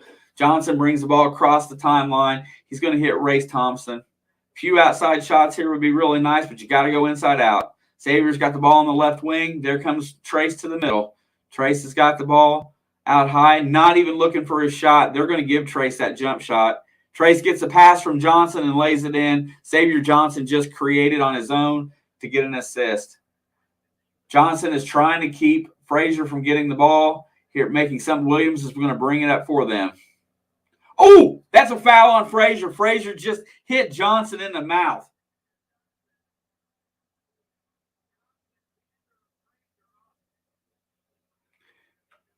Frazier did not like being denied the ball there. Let's look at this one again. Johnson made the great play to get the alley-oop to Trace, which really ended up being just a nice pass. They're not going to show the play again.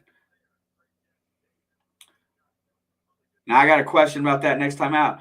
Johnson shoots the 18-footer, no good. Trace gets the offensive glass. He's going to drive on Coburn. Cannot get the shot to go down. Coburn played good D. Indiana still got a 2-point lead. Frazier's got the ball. He's going around Johnson.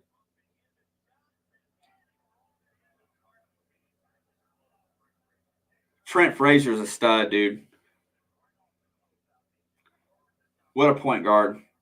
Johnson's got the pick. He's going to go around 2 picks, try to get around Frazier. Hits Race, looking down on the block. This Trace Jackson Coburn matchup is not good at all. Offense looks a little stagnant. Race drives the lane. He's got a mismatch on size there, puts it up. Good defense again by Illinois. He's going to draw a foul. That's a cheap foul call there on, I don't know who got it. Maybe Frazier. Grandison picked it up. That will be his third. This is going to be a smash mouth game for the rest of the day.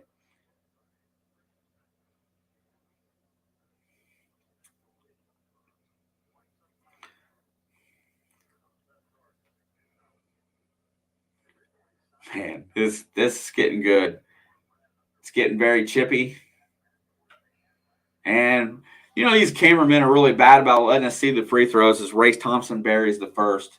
Coburn is already going to the bench. That gives Trace a more favorable matchup here. I think they're trying to get them two off of rotation.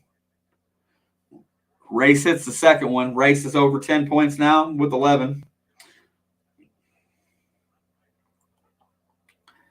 Trent has got Xavier on him. These guys are a little chippy right now. It's tough man on man. He's going to go around the pick. Doesn't have a shot. Gets cut off. Plummer's got the ball looking. He hits Frazier out high with 12 on the shot clock. Frazier's got the pick. He's going to try to go around. Nothing happening. Johnson's back on him. Rotates it around. Williams almost airballs it. Controlled by Race Thompson. Here comes X. There's the alley-oop. And alley-oop puts in from about midcourt. Trace Jackson Davis scores. What a nice pass. Xavier Johnson. Here's Plummer with the ball. He's on Parker Stewart, trying to drive the lane, puts up the layup, gets all the way around and good. Not enough defense by Parker there. Can't cut off that pick. Xavier's got the pick out high by Race. He's looking to get the ball to Cobb. He's going to get the ball out of his hands. He gets down to Trace on the block, and there's going to be looks like Trace stepped out of bounds.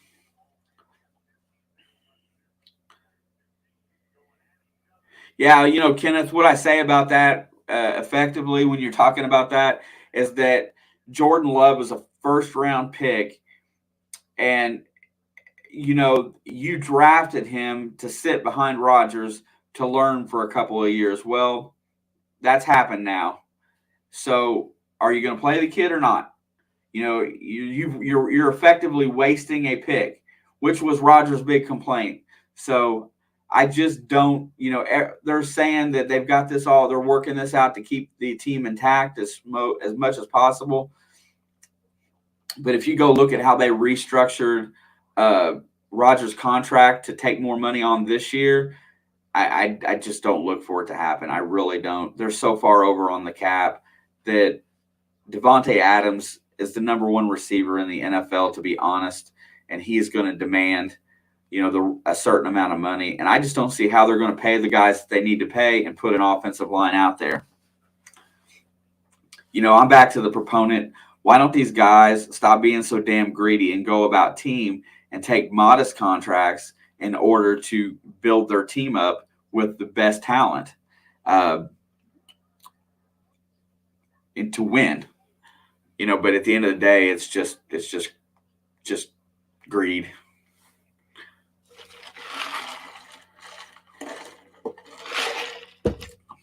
Reds versus Dodgers, huh, Olga? Been there, done that. It's a shame. It's a shame. With no salary cap in baseball, you would think that teams would find a way to work it out to be competitive and find that niche on what they can spend and to make money, as opposed to just, the Dodgers go all in. They're right there at luxury tax line every single year, and they're pretty happy with it.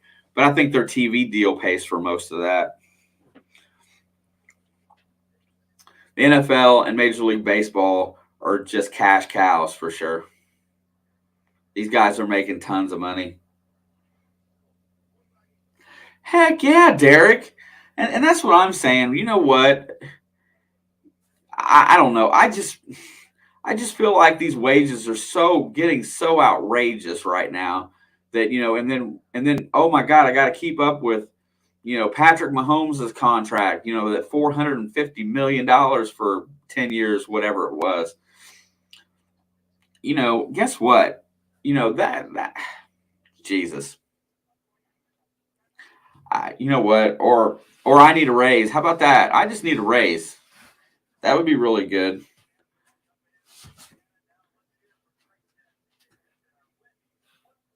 IU's only got a 2-point lead. And I've been seeing it this year. I thought Trace Jackson was considered a junior since it's his third year, but they just didn't count that COVID year. So he's still considered a sophomore.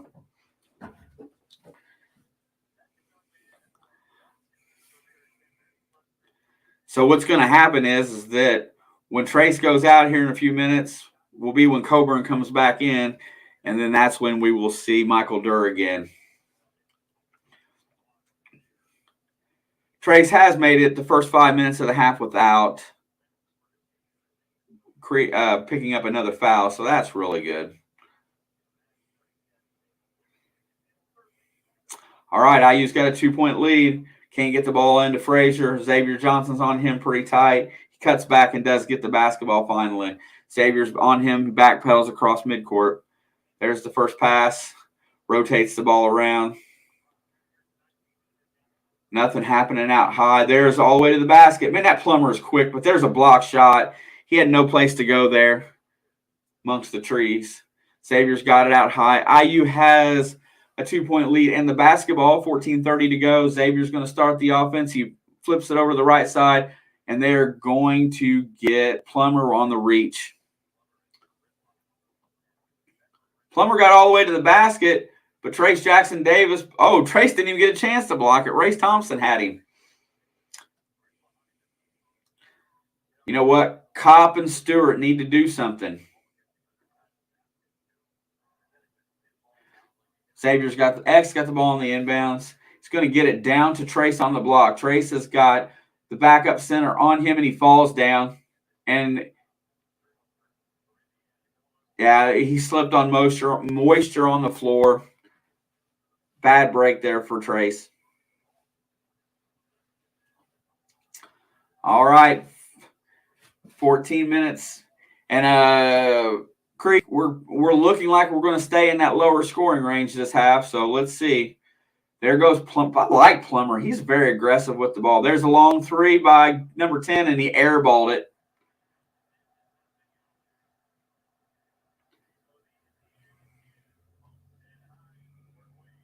Fort Wayne kid airballs it on IU's floor. So the scoring is going to stay low, but where's our scoring going to come from? It seems like we haven't been as good at scoring the ball with Trace on the floor today. Just making that note. Xavier's going to drive. It's going to go all the way inside. He throws up a bad shot, and then he tries to throw it off of an Illinois player out of bounds, and it doesn't happen. That's going to be another turnover on Trace. Here comes the ball the other way. Trace is on Frazier, and that's not good. There goes Williams. He's going to drive it. Nothing happening. Trace is still on Frazier. Nothing happening there. That's not a good matchup. Somebody needs to switch him out. He shoots it from deep and airballs it. Hell, leave Trace on Frazier. Makes him change his shot. That's 2 straight air balls by the Fighting Illini today.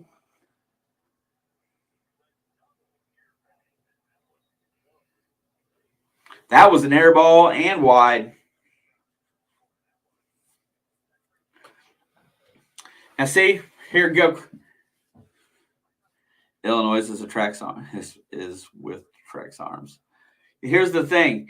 Watch this. And the one thing that helped Indiana in the first half is they went to their bench. They have not went to their bench in 7 minutes yet. Trace gets inside on Coburn and scores it. Reverses the basket and puts it in. Gives IU a 4-point lead again. Here comes Williams against Kopp. And he stepped on the baseline. Kopp had just good enough position to not let him get around him. And he steps on the baseline.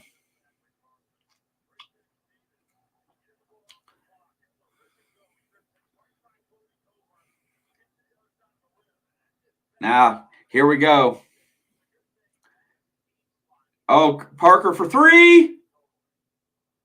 Short off the front rim, missed it. Coburn controls the rebound. You got a front Coburn here. Do not let him get position on you. There's a long 3, and a long 3 buried by Illinois. Didn't see who hit it.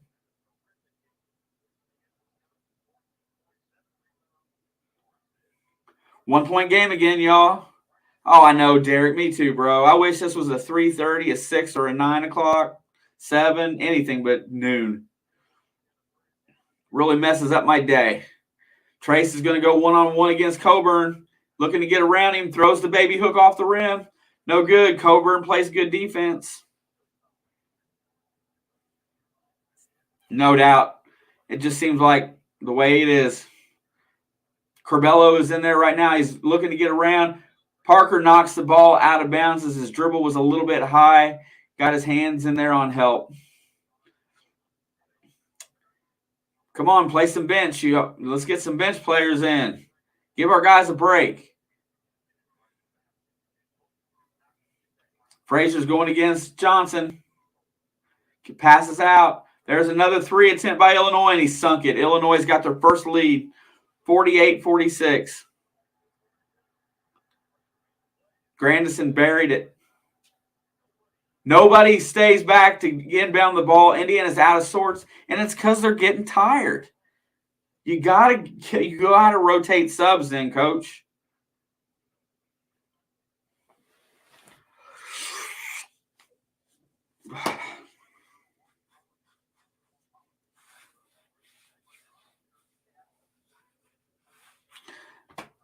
I think you can't change your substitution rotation. I really believe that you've got to put your energy guys out there in the middle of that second half to burn their energy down while they try to make plays so that when your starters come back in fresh, we have an advantage for the last 5 minutes. But we started subbing at the 16-minute mark in the first half, and we're down under 13 now maybe. And we haven't subbed yet in the second half. And our guys look tired. They're making mistakes.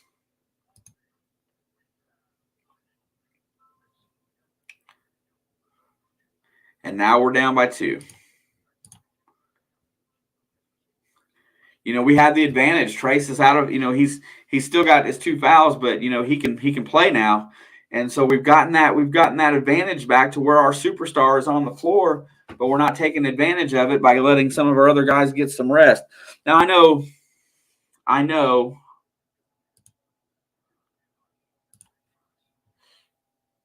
honestly, Derek, you live in Indiana, but you're a huge Illini fan. I respect that, dude. I don't begrudge anybody for who they love.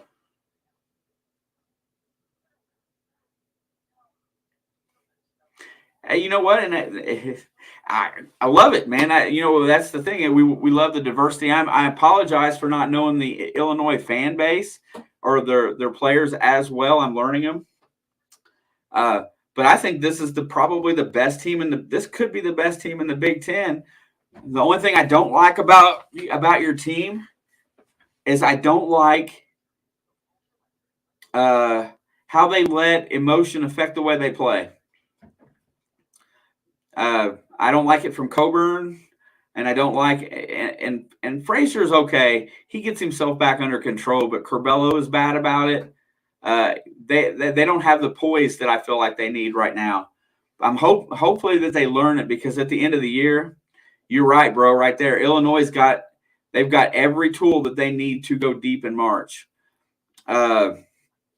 If they can just secure up a little bit of their wing play to be a little bit more consistent from the outside, they've got a great shot, bro.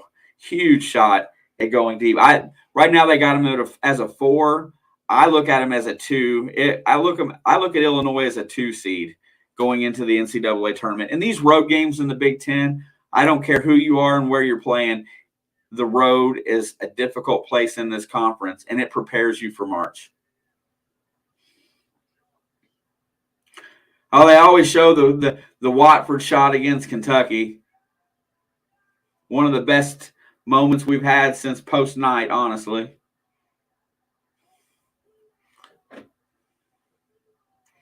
Illinois' got us. They do. I think so. I like Illinois better than I do Purdue right now, and I feel like Purdue's 2 double big men. When you can go huge, or you can go athletic, but they just seem to disappear offensively sometimes.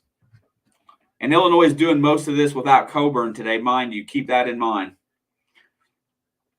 He's not put up the big numbers that you would expect. It's all been their guards and wings. Here goes Xavier's got the ball at the top of the key. He rotates around, gets the ball to Trace against Coburn on the block. Not a good matchup, but let's see how it works out. He gets it stripped away.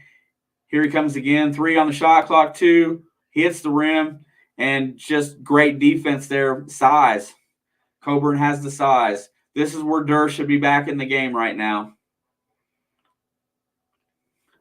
Trace needs a break. They've switched Trace on defense. At least they were there. There's for one of my things. Coburn has the advantage, but Race Thompson is able to body him up. And there's the double team. And Miller Kopp's going to get called on the foul on the floor for the reach. But that is better than letting Trace go down there and get pushed. Purdue is such a shaky team. They cause stress, probably why they have no hair left. Yeah, you know what? Purdue has the same type of team as Illinois. But Stefanovic is so inconsistent. What is that, P.J. Thompson, the backup point guard? And I feel the same way about Jaden Ivey. I feel like he's, you can get in his head. Not great, Alex, but they have played good enough defense in this game to be in the game. And the game is at IU, baby.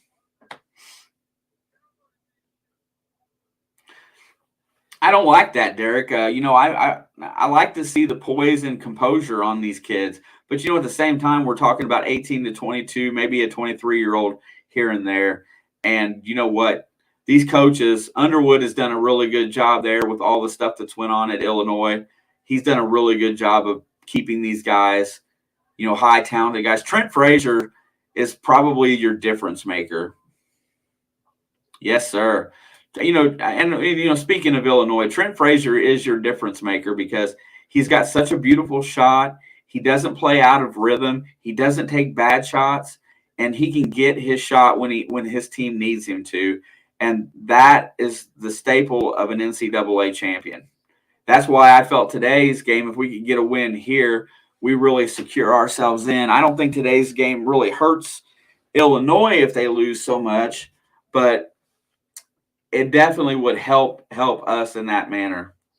Xavier Johnson has not eclipsed that point yet of composure.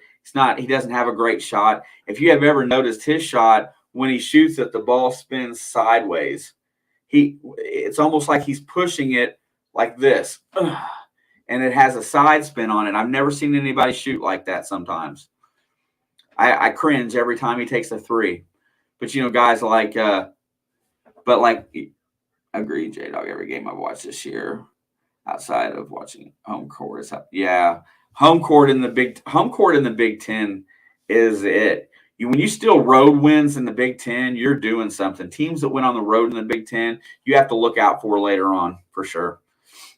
The only bad thing about the Big Ten is with the season being such a freaking grind, and then you go into the Big Ten tournament, you're almost better off losing in the Big Ten tournament if you want a shot to win the NCAA tournament, because you have to expend so much energy to win that tournament, because that's a brutal 4 days.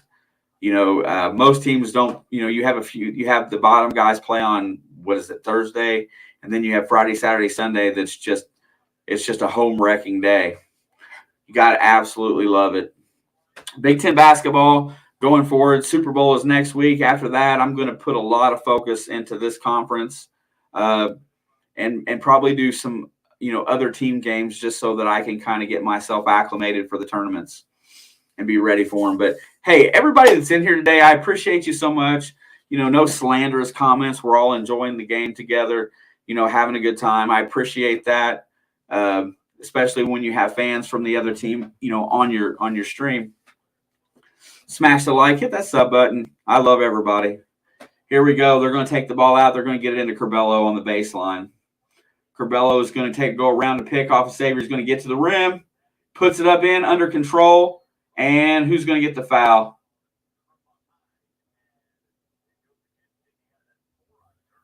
And they're going to call Durr on that foul. The second he comes in, he's got his 4th foul. So here's the question. They're going to leave him in there, I'm pretty sure, on Coburn. Nope, they're going to take him right back out. Should have brought him in a little earlier, but hey. They're going to call – come on, what the heck is that?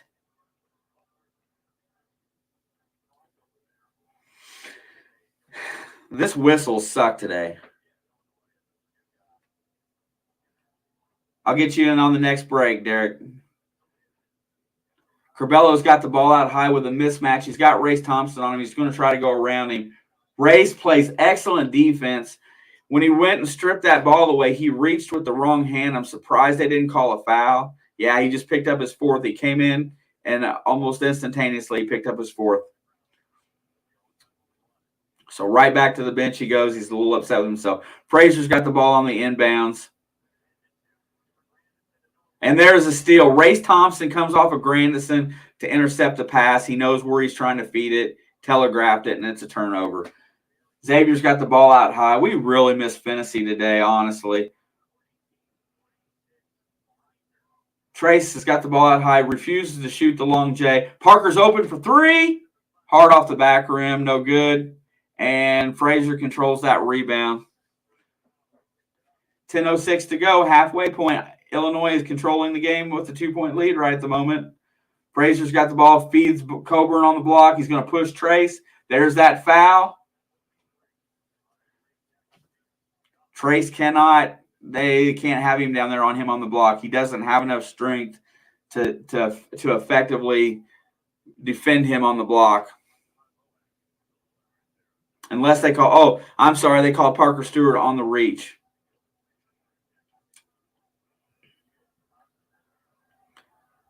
All right, well, they finally got Trey Galloway's back in the game for IU as well. We're still running 4 starters right now. First free throw is good by Coburn. Extends their lead to 3. Oh, yeah. Creek, I agree. Pretty bad right there. And here comes Jordan Geronimo. Now we've got that energy element that I've been talking about, getting back into the game. Geronimo and Galloway provide that, where you need some energy plays. Coburn is definitely deep in thought and concentration on these free throws. He left a lot short in the first half, and he buries both of them. That's pretty clutch right there for him. Illinois' got the biggest lead of the game for Illinois. They've got a 4-point lead, under 10 to go. This is usually where our game starts to falter. Galloway's going to drive the lane over to Geronimo in the corner for 3, and he just missed it. And that's going to be IU basketball. Goes out of bounds off of Williams.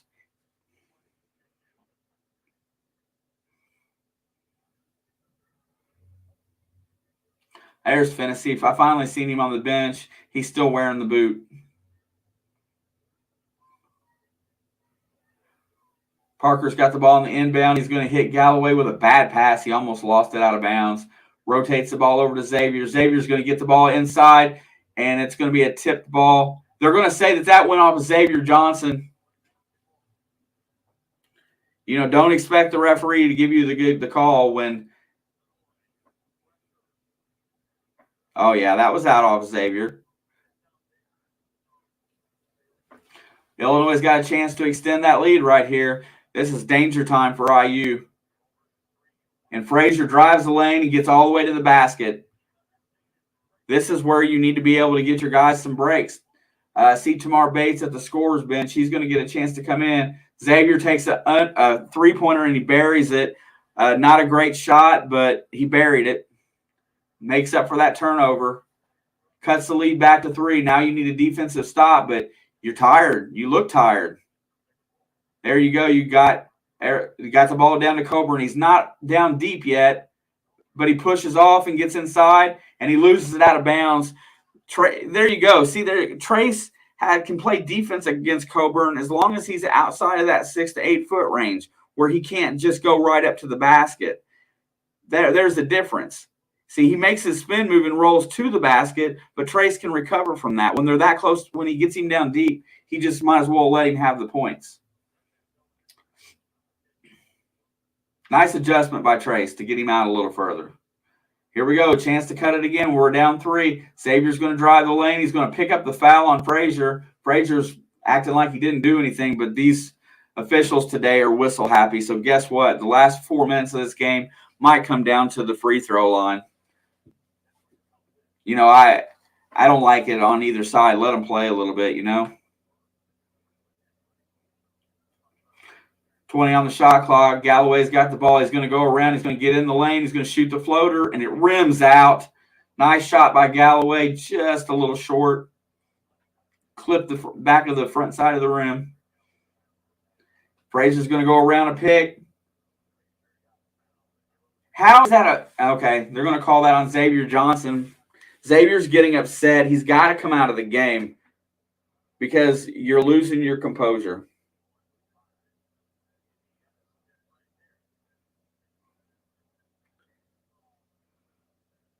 Frazier's going to drive the baseline. He picks up his dribble, hits Coburn. He better double. He's got Trace in bad position. He's going to get the foul and the basket. There, Coburn used the second dribble to get close enough to the rim where he could affect his will, and Trace just went up with him to foul him. That will be Trace's 4th foul.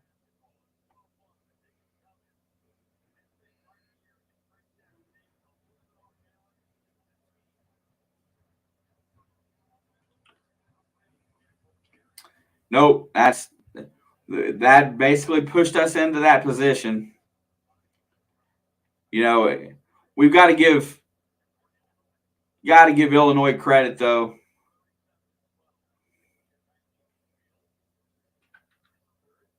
They are now up 6. You know, we're in that time frame where you've got to you can't make bad decisions here. Bates has got the ball out high, drives around the lane. He's going to get all the way to the basket. He's out of control on the shot, and that's a freshman mistake right there. He should have passed the ball. He didn't have a great lane. He gets burnt by Frazier. Frazier buries a 3, and Illinois has taken control. Now up 9. We do not have anybody that can defend Frazier. And Mike Woodson takes a timeout.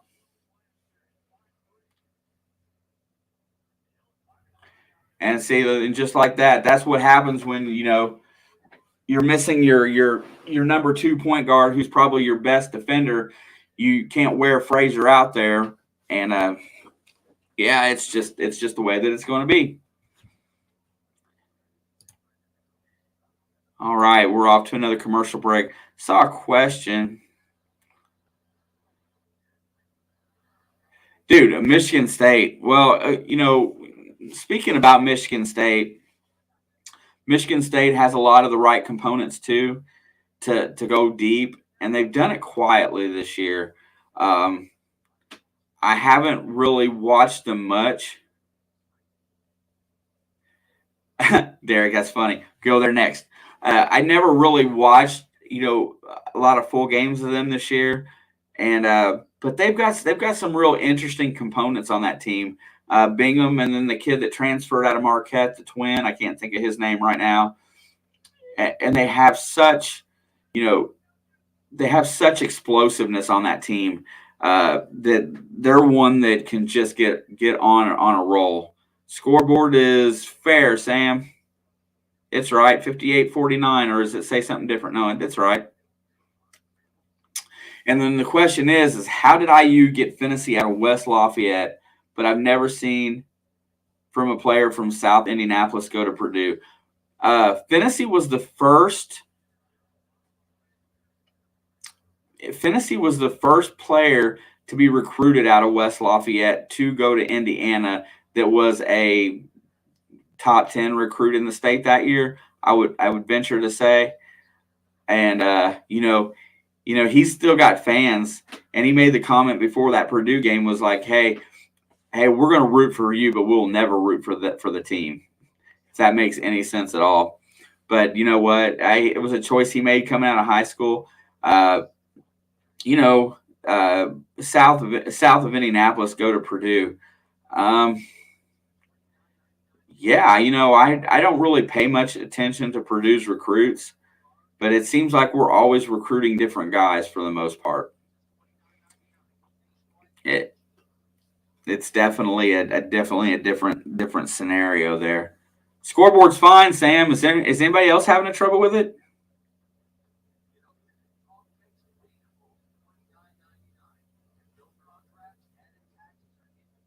Hold on, let me look. Make it big again. The scoreboard's correct, Sam. No, it isn't.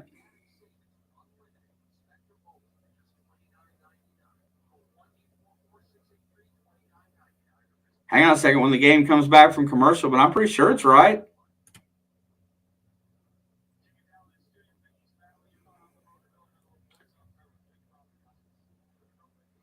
Okay, just making sure. Well, in my opinion, it's wrong, sir. In my opinion, it should be the other way around. Illinois has outscored Indiana 24-13 in the second half. It's correct, Sam.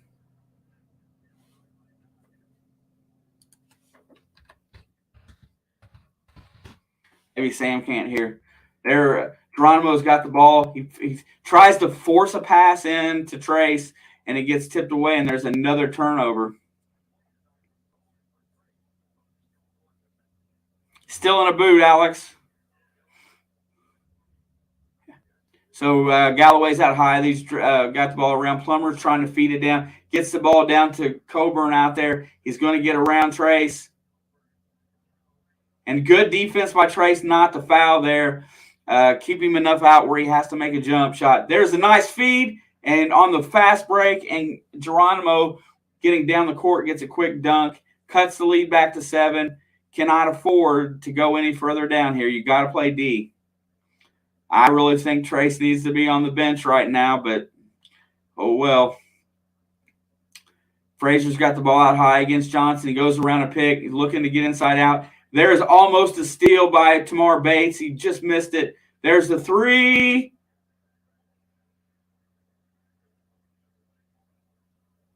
There was either a travel or a shot clock. I don't know what happened there. But Xavier Johnson had his head up the whole way, hits Geronimo on the fast break, cuts this lead. Yeah, no doubt, Alex. Geronimo goes to the bench.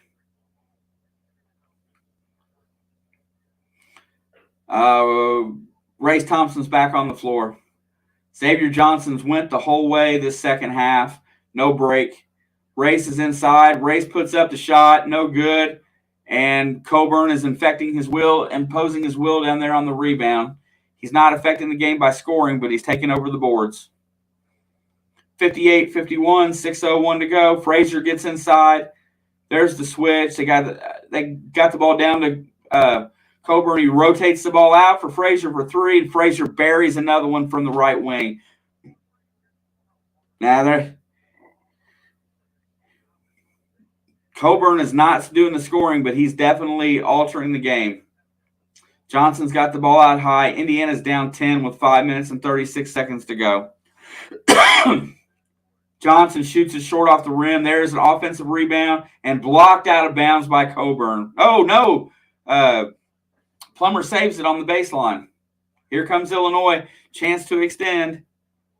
Score is correct on the scoreboard. It's 10-point lead for Illinois. They feed it down inside. Don't foul. Coburn just gets it down too deep, and it's a score. The scoreboard is correct. It's now 63-51. It'll refresh in about 10 seconds. Tamar Bates feeds Trace on the block. He's trying to get around Coburn. Nothing doing. Coburn's got a big smile on his face because he knows.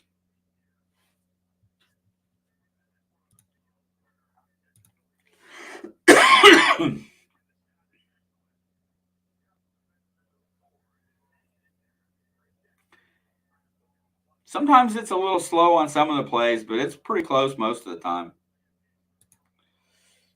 Basketball is a little hard to keep up 100%. 12-point lead, 5 minutes to go. There's Tamar Bates. He's going to look like he wanted a shot, but he gets it down to Durr on the baseline against Coburn. Durr is trying to exact some revenge, passes back to Bates for three, and it rims out.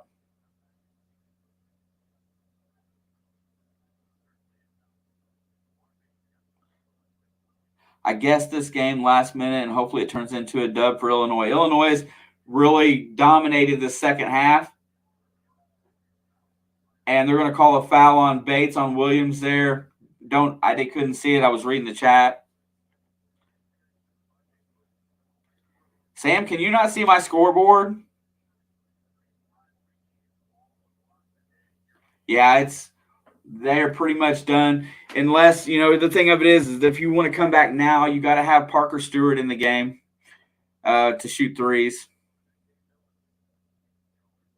It is in the second half. First free throw rims out for Williams. It's about, yeah, you're welcome, Sander. 12-point lead, 4:28 to go. Williams has got one more free throw, and then we go on to the next.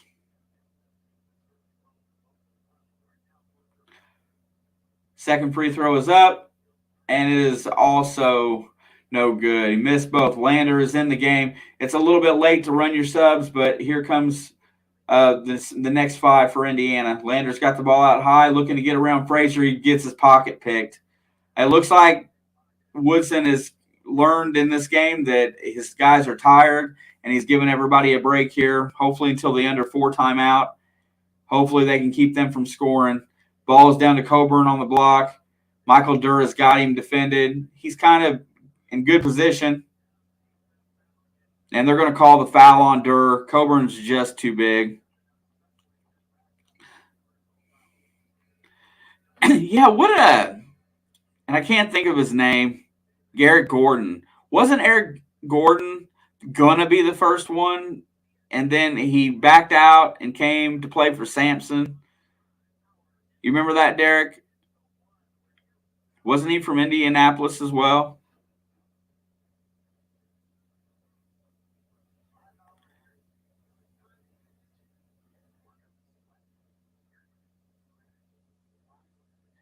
And I don't even remember Luke Goody.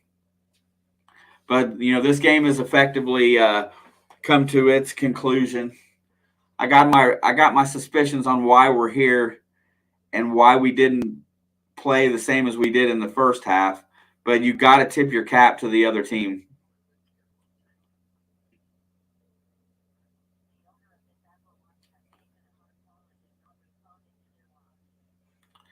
$3:56 p.m. It's 3:56 left on the clock.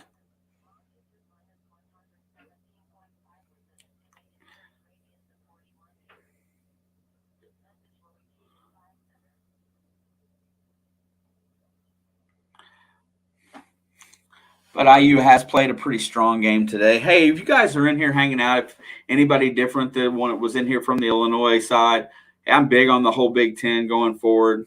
Please, by all means, smash the like, hit the subscribe button if you haven't yet.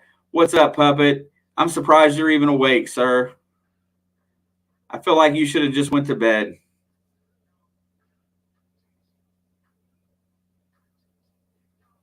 Auburn has been elite this season, and they basically locked up Bruce Pearl forever.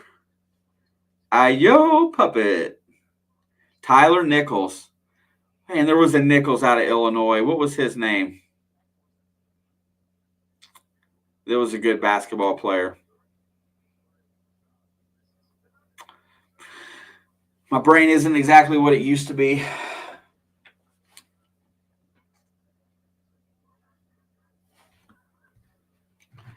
Yeah, I got lots of thought process going into today's game.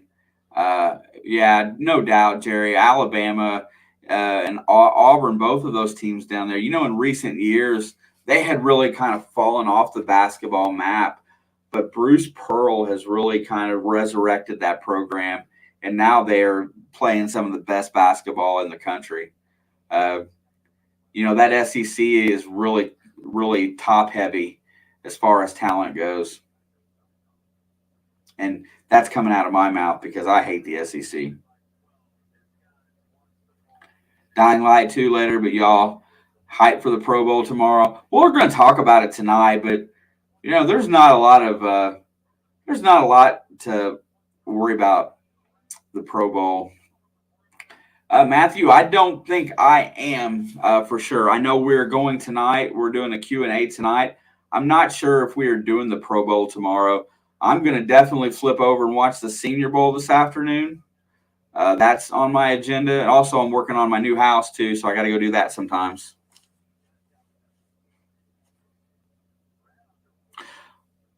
Yeah,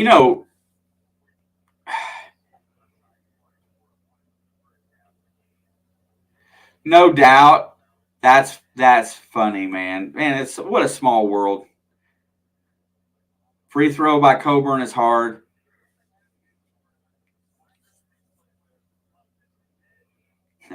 No, dude, not that old. Well, that's senior for college kids. We're at 9 p.m. tonight is the next time we're on. Anything beyond that is undecided except for next Wednesday for the Northwestern game. Illinois has extended its lead to 13, and Trace is back on the floor, and everybody else is still kind of getting a break here. Lander's looking for anything, nothing happening on offense, standing still, trying to get the ball down inside, nothing going. Galloway drives the lane. He's going to pick up a foul. It's a little bit late to start calling fouls, but this referee crew is definitely going to make sure they get their whistle in. By all means, hell yeah. Derek, thank you. I appreciate that, and congratulations on a great game today by your Illinois Fighting Illini. What a stellar team going forward. I look forward to seeing them progress in the NCAA tournament. Just really hope we don't have to play them. 64-52, lead's been cut to 12. And Galloway sinks both of them. 11-point lead. It's not out of the stretch of imagination right now that you can come back from this, but it starts with one stop. You got to get a stop on the defensive end and turn it into points, and we have not been able to do that for a few possessions. Frazier gets the ball out ahead of the pack. he does slow it down to decide to burn a little bit of clock here. Illinois is not going to give them any easy opportunity to get back in this game. Frazier's got the ball out high, and they've got Galloway on Frazier. Picks up his dribble, goes down to Coburn. Here goes Trace's fifth foul. Coburn hits a little floater across the lane. He's extending his range a little bit. Haha. Hell yeah. Coburn scores. It's back to a 13-point lead. Lander pulls up for the jump shot, and Christian Lander makes a nice jump shot off a pick there. Cuts it back to 11.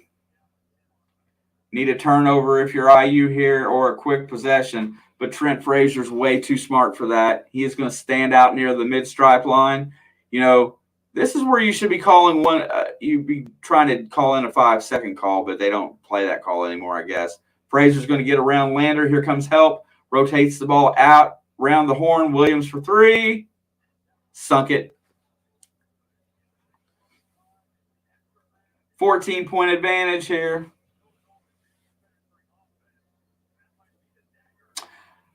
You know, I don't remember Bruce Pearl being at Iowa. I remember Bruce Pearl being at Tennessee. All right, Alex, I'll see you tonight. Thanks for coming back and hanging out for a little bit. Illinois and wherever, I'm sure Creek's probably left at this point, but there's that 70-point mark that we have to keep teams under. But Illinois has played superb defense this half. 234, Tyler. Coming down to the end. Definitely going to cover the spread today, so there's no question there. IU's defense has been about the same both halves. Illinois' defense has been much better in the second half. The adjustments that they made at halftime were phenomenal. Their patience on offense to get a better shot has been outstanding. And the rotation of their substitutes has been outstanding as well. Christian Lander drives the baseline, tries to get another shot to go down, can't make it. Looks like we're conceding at this point. Frazier's going to bring the ball up.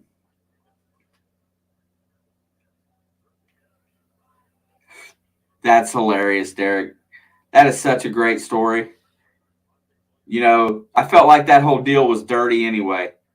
I feel like it had money involved. What do you think? Another three by Williams. Oh, I'm sorry. That was Plummer. My bad, guys. Plummer scores another three. It's turned into a complete blowout here in the last. Oh, my gosh. Trace wasn't ready for the pass. This game is well over. Everybody's out of sorts. Frazier's going to slow it up. Clock is still running. 1:32 left in the game. 72-55 as the shot clock is slowly burning off here. IU shouldn't be fouling at this point. Coburn's got the ball on the block. Tamar comes to double team. He dribbles, nowhere to go. Throws it across court. Frazier's going to fire the three. And that was a tipped ball. Outlet pass to Race Thompson for the easy two. 1 minute to go. 72-57. Clock is going to continue to run here. No problem, bro. You know, I didn't expect that we would win today. Race Thompson's going to commit the foul out to put him to the free throw line. I have no idea why. Chad, I appreciate that. Anybody that's still hanging out that's new here today, there'll be a lot of college basketball going forward for the rest of the season. So feel free to hit the like and the subscribe button. I got the next 3 games for sure that don't contradict with my work schedule. So we'll be in here hanging out. Bring fans from all the other teams as well. Have much love and respect for the whole Big Ten for sure. I like to beat Purdue. I would have liked to have held home court today, but this team here is definitely going to be a tough out in March. They regained their composure at halftime, and they did not give it up in the second half. Here comes Lander, down 17, 55 seconds to go. Lander's probing pretty well. He just needs minutes. Galloway drives and misses the layup.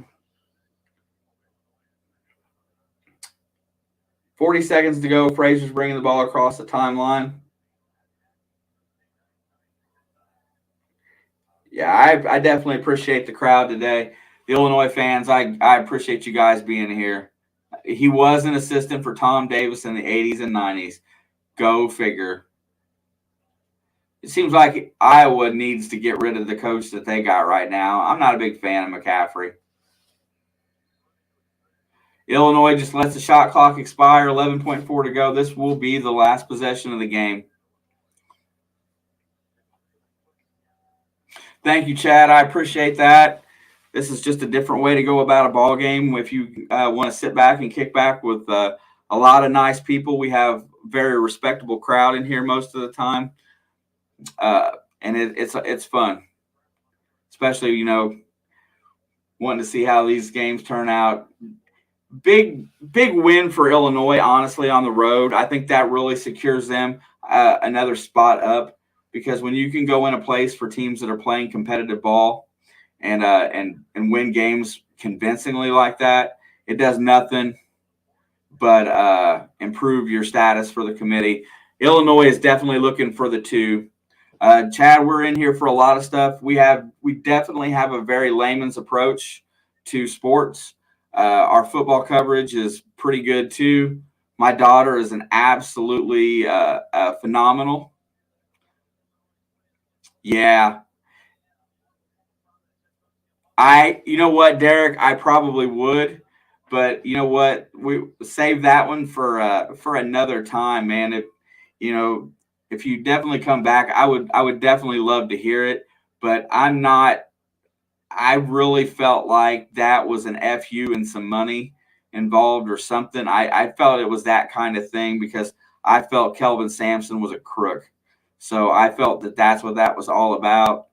But being that you were the guy that cut.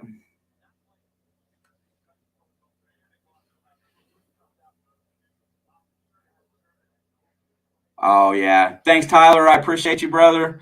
Anytime, you're most welcome here for anything. Look out. We may do some more Big Ten games if you're interested. It's definitely a fun time in here if you've got nothing going on. Bruce Weber problem was he was chasing Eric Gordon and should have been chasing Derrick Rose. Derrick Rose would have been a great find. I know that these guys like to chase these one and done guys, and I like when you get the 3 and 4 year guys. Anyway, very sad about today's final. I'm going to go ahead and quickly, since I got a few minutes, I'm going to go through this stat sheet. Second half was a dominating performance by Illinois, to say the least. Coburn ended up with 17 points, most of which came in the second half, 12. Plummer had a great game from the field and from the free throw line. Thanks, Chad. Appreciate you, my friend. Grandison had just a solid game. Every one of these starters played solid basketball for Illinois. Trent Frazier ended up tearing it up in the second half, like I figured was going to happen. When you wear your point guard out and you don't have your second point guard, that's the biggest difference for us in this game, was Rob Fennessy not being here. See, I got you. In the second half, Trace Jackson Davis only ended up with 6 points. Race Thompson, Xavier Johnson put up good numbers today for IU. And then off the bench, there was no real production other than Tamar Bates and Trey Galloway with 6 each. We ended up the game with only 10 turnovers each, but we got completely beat on defense in the second half.